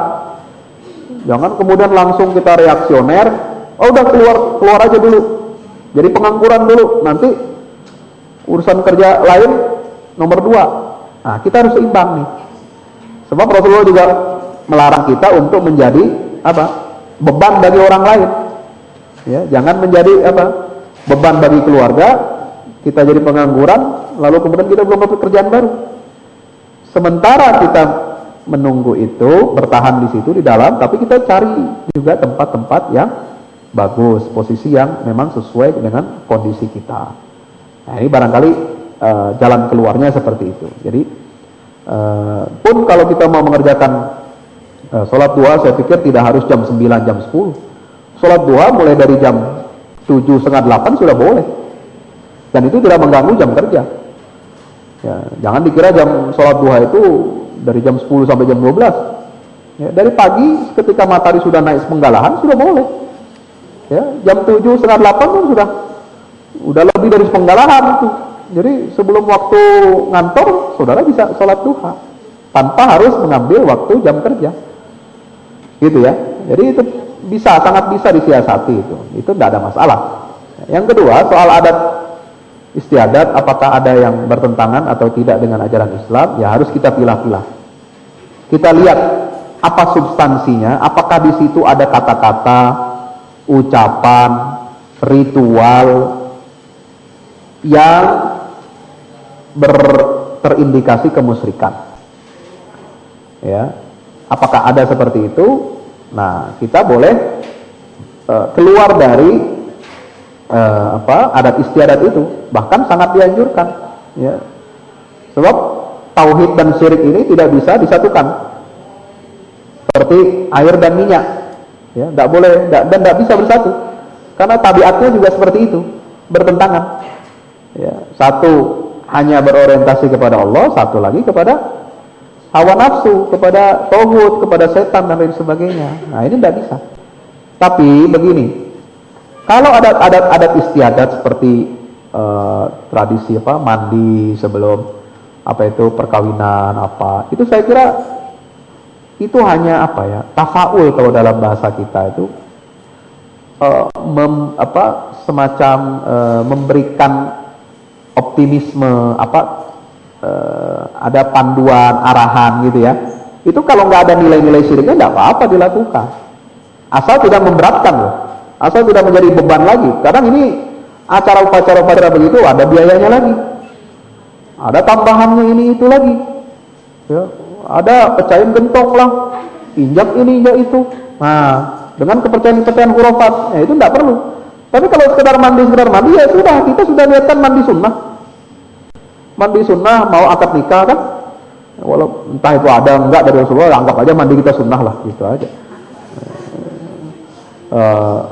Setiap kita ingin menjalankan sesuatu yang baik dalam rangka taqarrub ibadah pada Allah, mandi kita itu bisa kita niatkan untuk ibadah, untuk bersih-bersih diri kan, menjalankan sesuatu ibadah, kita boleh niatkan itu mandi sunnah.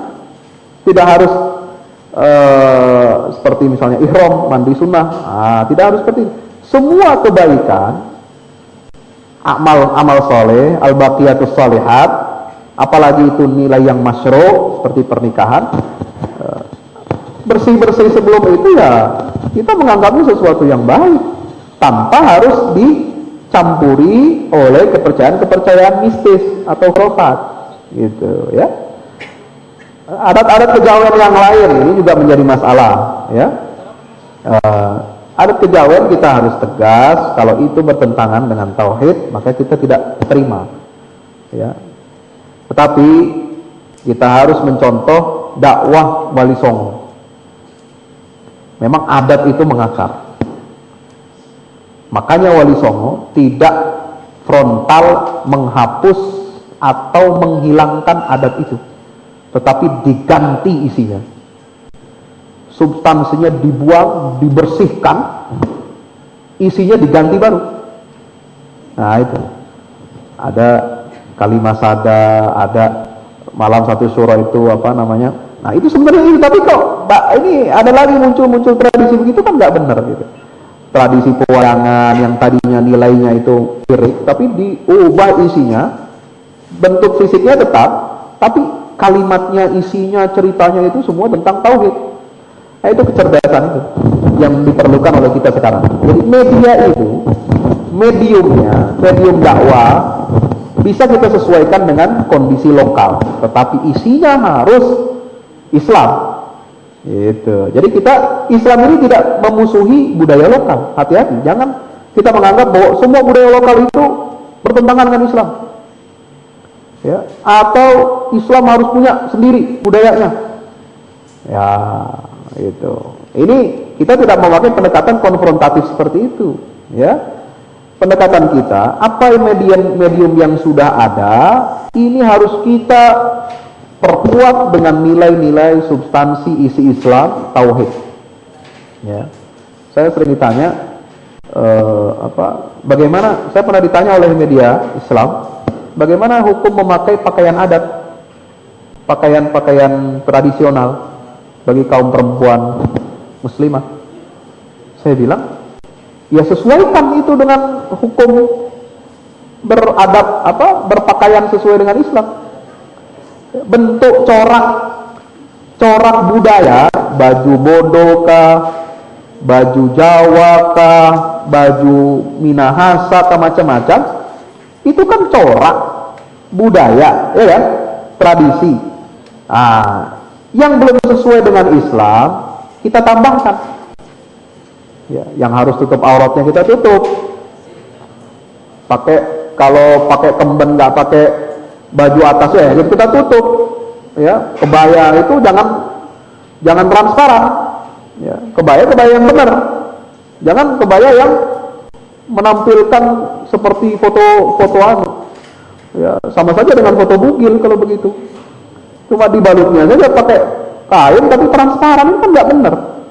Ya, itu kenapa? Ini masuk budaya Barat. Budaya Barat yang mendongkleng, yang membonceng budaya Jawa. Kita jangan kalah. Orang Barat saja bisa begitu. Ya, ini harus diislamisasikan. Ya, Islamisasi itu bukan berarti mengganti semua simbol budaya dengan yang baru. Tidak. Mungkin yang sudah ada itu kita pertahankan, tapi harus sesuai semuanya dengan Islam. Nggak ada masalah. Corak batik, ya, Islam kan tidak membawa corak khusus, ya, seperti bentuk jilbab, bentuk hijab. Itu Islam hanya memberikan panduan, aturan-aturan umum. Mau coraknya seperti apa, mau model Turki, mau model Cina, itu yang penting sesuai dengan aturan-aturan Islam. Tidak transparan, tidak ketat, tidak memperlihatkan lekukan tubuh, menutup aurat semuanya. Nah, itu sudah sesuai dengan Islam. Mau coraknya nanti batiknya jilbab batik, ya, jilbab model hiasan-hiasan Sulawesi atau apa, itu nggak apa-apa, nggak jadi masalah. Ya, tidak harus polos jilbab itu, ya. Yang penting itu, kriteria itu terpenuhi. Jadi ini dalam hal-hal yang seperti itu bisa kita carikan solusinya, jalan keluarnya sesuai dengan syariat Islam. Ya, kalau ada yang tidak seperti itu, maka ya kita tolak. Tetapi strategi kebudayaan umat Islam ini harus masuk ke dalam semua budaya lokal Indonesia. Sebab kalau tidak, Kristen yang akan memanfaatkan. Ya, Kristen sekarang sudah masuk ke dalam budaya Sunda. Jawa itu sudah lumayan lama diinfiltrasi oleh Kristen. Padahal sebelumnya Jawa itu entitas sekaligus agama. Ya, siapa yang mengaku Jawa berarti harus orang Islam.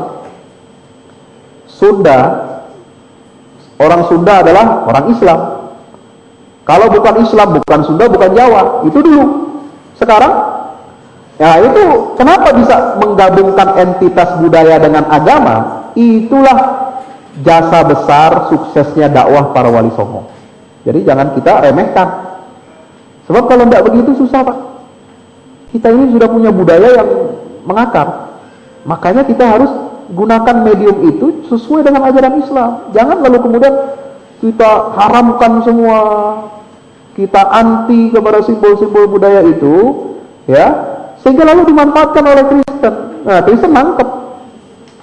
Kamu sudah dianggap keluar dari Islam, sudah dibid'ahin, sudah diharam-haramkan, nih masuk Kristen aja.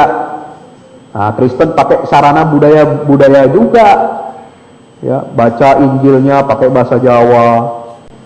Ya, ritualnya Kristen di Sunda pakai bahasa Sunda, gaya Sunda, macam-macam sekarang itu gaya kristenisasi luar biasa, Pak. Ya. Saudara boleh lihat kemarin Metro Files bagaimana merebut tanah di Jawa ini untuk masuk misi Kristen. Misi di Sunda juga sudah cukup berhasil sekarang. Padahal dulu yang namanya Sunda itu Islam. Ya, sama dengan Melayu. Melayu adalah Islam, Islam adalah Melayu. Jawa adalah Islam, Islam adalah Jawa. Sunda adalah Islam, Islam adalah Sunda. Dulu seperti itu, tapi sekarang sudah mulai ditembus oleh Kristen. Ya, kalau tidak ada ancaman kristenisasi, kita bisa mengubah itu secara frontal. Ya, budaya-budaya yang tidak sesuai dengan tauhid ajaran Islam. Tapi ini kalau kita salah langkah, salah strategi, ini lalu kemudian bisa ditangkap ya oleh misi Kristen. Kamu orang Jawa sudah disalah-salahin terus sama orang Islam, udah mendingan masuk Kristen aja. Nah, akan repot, Pak. Lebih bahaya lagi madorotnya gitu loh. Kita kehilangan umat, ya. Meskipun dia akidahnya sedikit terkontaminasi, tapi masih mending daripada dia berubah agama. Gitu loh. Jadi akhafud dororennya itu, ya, madorotnya itu lebih kecil sekalipun dia masih meyakini, ya, tradisi ataupun mitos-mitos khurafat yang bertentangan dengan Islam. Tapi Mbok Yani itu masih penting, masih mengaku Islam, hati-hati kan, minimal jumlahnya banyak kita. Nah, tapi kalau ini sudah ditangkap oleh orang di luar komunitas kita, mereka sudah siap dengan strategi-strateginya, kebudayaan termasuk, nah ini jadi umat kita juga akan diambil oleh mereka. Nah, kita harus menjaga keseimbangan itu dengan cerdas, ya. Tegas bukan berarti kita serampangan. Tegas bukan berarti kita sembrono. Ya, tegas itu berarti juga cerdas, elegan, ya. Kita harus jaga itu supaya kita tidak kehilangan umat. Ini bahaya, selalu dibenturkan Islam itu pasti menentang budaya. Ini selalu digemborkan oleh Kristen. Makanya Kristen mendekati komunitas-komunitas, katakanlah Islam yang abangan, kejawen, itu akhirnya dimasukkan ke dalam Kristen. Nah, kita ini tidak serius menggarap yang ini, abangan, yang kejawen ini, supaya bagaimana dia bisa ketarik ke dalam istiqomahnya Islam. Ya, kita harus jaga itu. Jangan sampai dibiarkan, ya, kita rugi, ya, seperti itu, ya. Kemudian yang ketiga itu surat Al-Fatah ayat 26.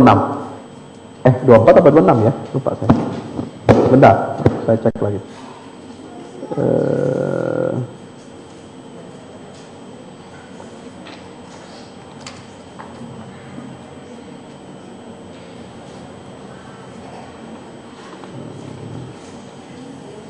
Ya, 26. Idh ja'alal ladzina kafaru fi qulubihimul hamiyata hamidal jahiliyah fa anzalallahu sakinatahu ala rasulihi wa 'alal mu'minina wa alzamahum kalimatat taqwa.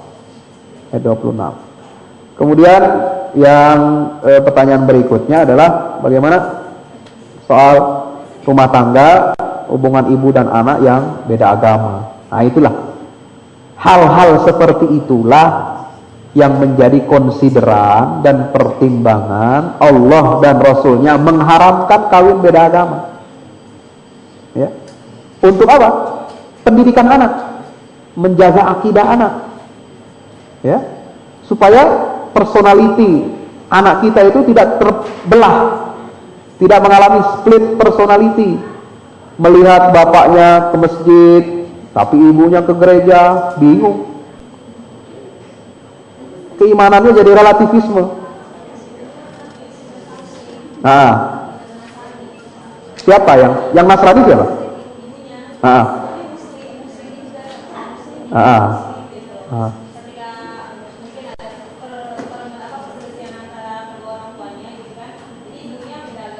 Bapaknya?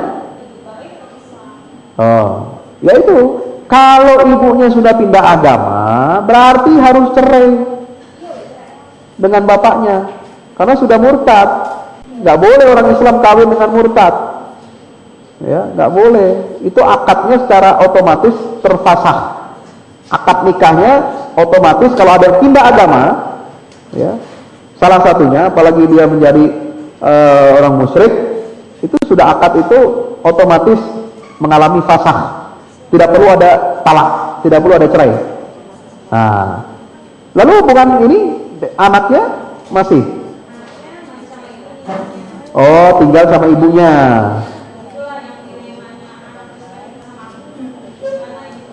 Itu kayak filmnya Tanda Tanya itu, Hanung Bramantyo, ya. Nah, ini juga menjadi permasalahan, ya. Anak itu lahir dalam keadaan fitrah, ya. Kalau ikut ibunya yang tidak agama Kristen, dia mengalami dilema. Nah, sebaiknya kalau seperti itu, ya, anak ini nanti diberikan kebebasan kalau sudah dewasa, mau ikut ibu atau bapaknya.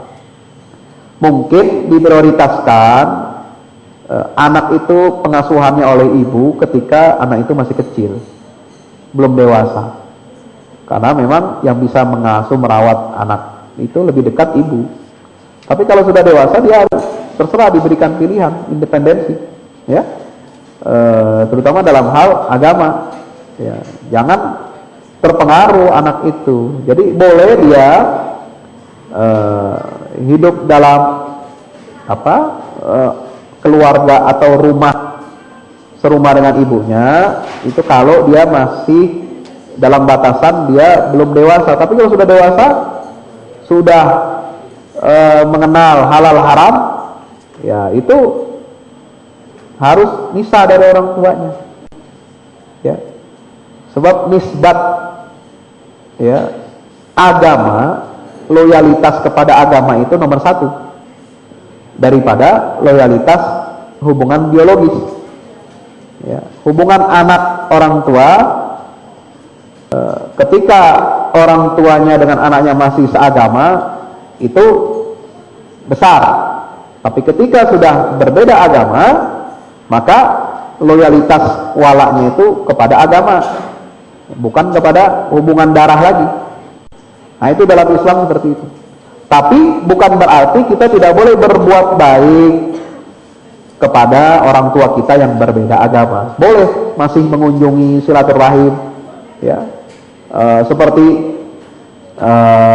banyak sahabat kan seperti itu, orang tuanya masih musyrik, ya, kakaknya atau adiknya masih musyrik, tapi masih tetap silaturahim, mengunjungi, ihsan, albir, selain dalam urusan ibadah, gitu ya.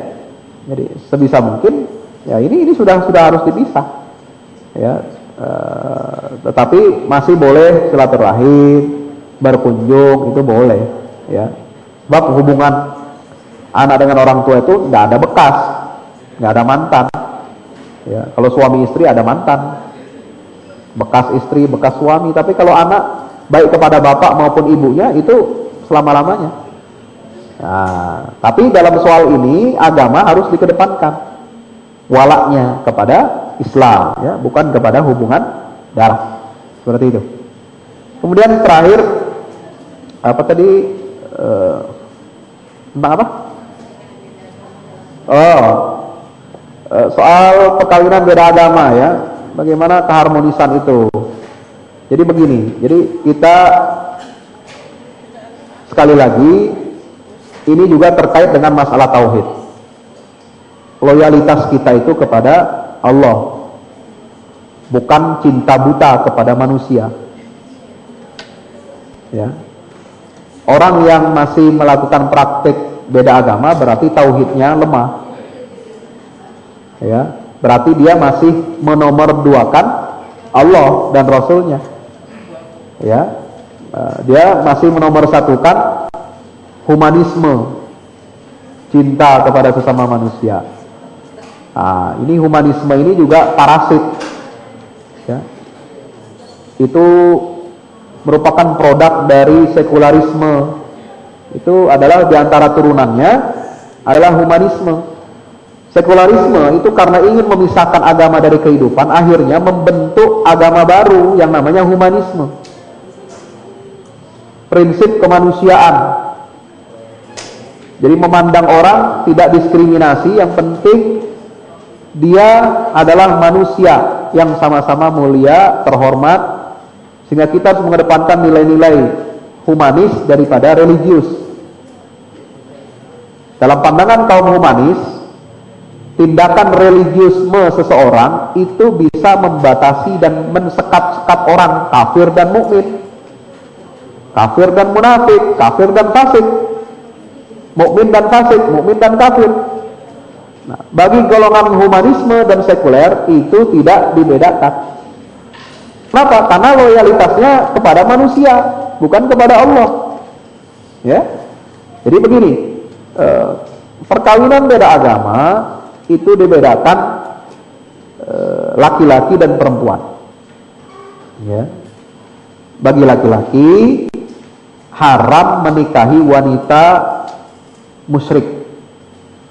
Ya. Tapi boleh menikahi ahlul kitab. Itu Quran. Nah, ahlul kitabnya ini pun terbatas, Yahudi dan Nasrani. Tidak boleh dilebar-lebarkan. Ya, Majusi, ahlul kitab, tidak ada. Siapa bilang Majusi ahlul kitab? Buddha, Konfusius, masuk ahlul kitab, tidak ada, itu ngaco. Ya. Ahlul kitab itu jelas keturunan menurut Imam Syafi'i, itu yang namanya ahlul kitab adalah yang beragama Yahudi dan Nasrani dan sukunya Bani Israel. Ya. Karena agama Yahudi dan Nasrani itu hanya untuk Bani Israel. Ya. Dia bukan menjadi agama universal. Nah, kalau berpatokan kepada itu, maka ahlul kitab sekarang Yahudi dan Nasrani di Indonesia itu kan bukan dari suku Israel, rasnya bukan Israel. Apa? Ada yang Jawa, ada yang Kalimantan lah, Dayak lah, ada yang Medan, Cina, ya kan? Nah, itu sudah nggak masuk kategori ahlul kitab menurut Imam Syafi'i. Ya, yang dibolehkan menikahi mereka, perempuan mereka. Nah, atau kita mengambil definisi ahlul kitab itu agak longgar, siapapun, suku apapun, yang penting beragama Yahudi dan Nasrani.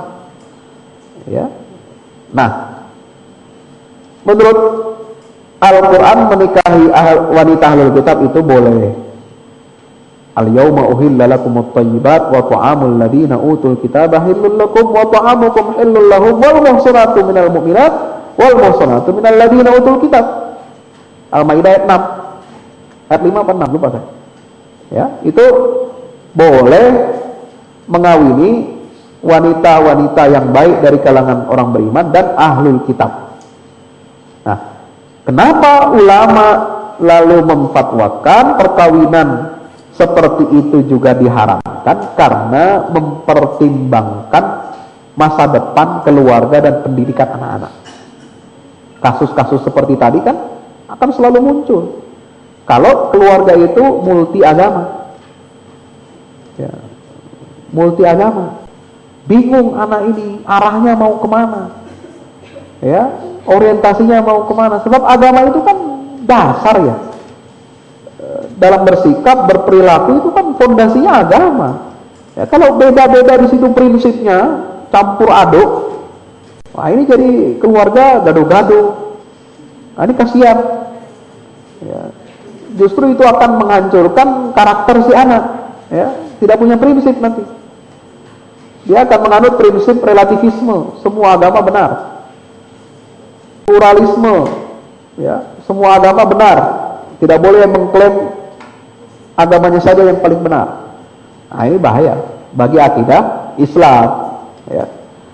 Jadi, tapi bagi wanita muslimah itu jelas menikahi laki-laki non-muslim secara mutlak, baik ahlul kitab maupun orang musyrik, itu hukumnya haram berdasarkan nas Al-Quran, hadis Nabi, dan ijma' seluruh mazhab di dalam Islam. Ya, itu haram wanita muslimah kawin dengan laki-laki non-muslim apapun agamanya. Ya, jelas ya. Jadi loyalitas kita kepada Allah. Silakan. Hah?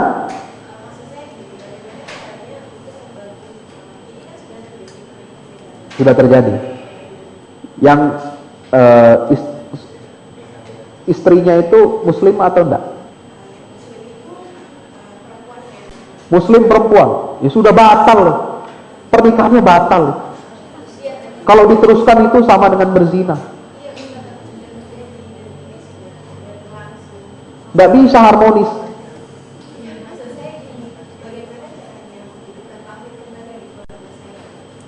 Memberitahukan? Oh, menghidupkan tauhid yang sudah rapuh, ya. Ya, ini harus kembali lagi ke titik awal. Ya, kita harus berangkat dari titik awal lagi. Ya, ketahuilah bahwa hukum, ya, hukum di dalam Islam itu adalah perpanjangan dari tauhid. Ya, hukum apapun, hukum ibadah, hukum akhlak, hukum syariat, hukum muamalat, itu porosnya, fondasinya tauhid. Ya, semua hukum di dalam Islam produk tauhid, jangan salah. Ya, dan itu wahyu dari Allah, bersifat lintas budaya dan lintas zaman. Ya, jadi aturan hukum-hukum Islam yang disepakati, ya, halal haramnya sudah menjadi ijma' para ulama, itu tidak bisa dirubah-rubah, sebab dia adalah produk dari tauhid. Nah, makanya kalau ada yang salah dalam produk hukumnya, si pelakunya ini, orang muslim yang melanggar ini, maka harus direhabilitasi dari tauhidnya. Jadi proses rehabilitasi buat penyakit-penyakit yang menimpa seorang muslim sehingga dia melanggar hukum Allah, itu harus mulai dari tauhid lagi, pembinaan tauhid lagi, bahwa Allah itu yang menciptakan kita, yang berhak mengatur kita, hukum-hukumnya berlaku final dan mengikat untuk kita. Kita harus tunduk itu dulu, ya. Nah, ini menjadi dasar, ya. Sebab kalau tauhidnya hanya sekedar, ya, mengucapkan syahadat, tapi dia tidak ngerti implikasi dari tauhidnya itu, Allah sebagai pencipta dan pembuat aturan, nah ini repot, ya. Di dalam konsep Al-Quran, penciptaan dan aturan itu menyatu. Artinya yang berhak membuat aturan adalah yang menciptakan kita. Dalilnya apa? Surat Al-A'raf ayat 54. Inna rabbakumullah alladzi khalaqas samawati wal arda fi sittati ayyam thumma istawa 'alal 'arsy yughsil lailan nahara yatlubu hasitha wasyamsa wal qamara wan nujuma musakhkharatin bi amrih ala lahul khalqu wal amr. Yang berhak untuk memberi titah, perintah, membuat aturan adalah yang punya hak untuk mencipta. Jadi penciptaan dan pembuatan aturan ini harus selaras. Ya, ketundukan kita, tauhid uluhiyah, ya, dan tauhid rububiyah. Tidak boleh hanya tauhid uluhiyah saja. Kalau tauhid uluhiyah saja, orang musyrik pun, kafir Quraisy mengakui yang menciptakan langit dan bumi ini adalah Allah, ya. Tapi dia tidak mau tunduk kepada aturan Allah. Nah, apa bedanya kita kalau hanya bertauhid uluhiyah dengan orang musyrik? Sama saja. Yang membedakan kita adalah tauhid rububiyah. Kita tunduk kepada semua produk aturan yang berasal dari Allah Subhanahu wa ta'ala. Itu fondasi tauhid kita. Demikian, wallahu a'lam bishawab. Mudah-mudahan mendapatkan pencerahan hati, kalbu kita, pikiran kita, sehingga kita dapat melaksanakan ajaran Islam ini dengan lebih baik lagi. Aqulu qouli hadza wa astaghfirullah li wa lakum. Assalamualaikum warahmatullahi wabarakatuh.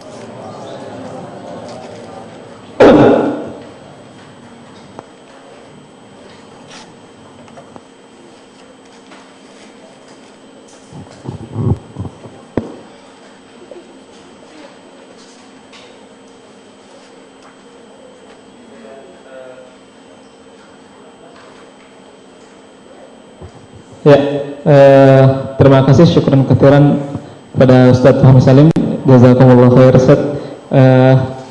Materi yang sangat menarik dan kaya akan ilmu. Jadi kesimpulan besarnya adalah bagaimana tauhid menjadi tolak ukur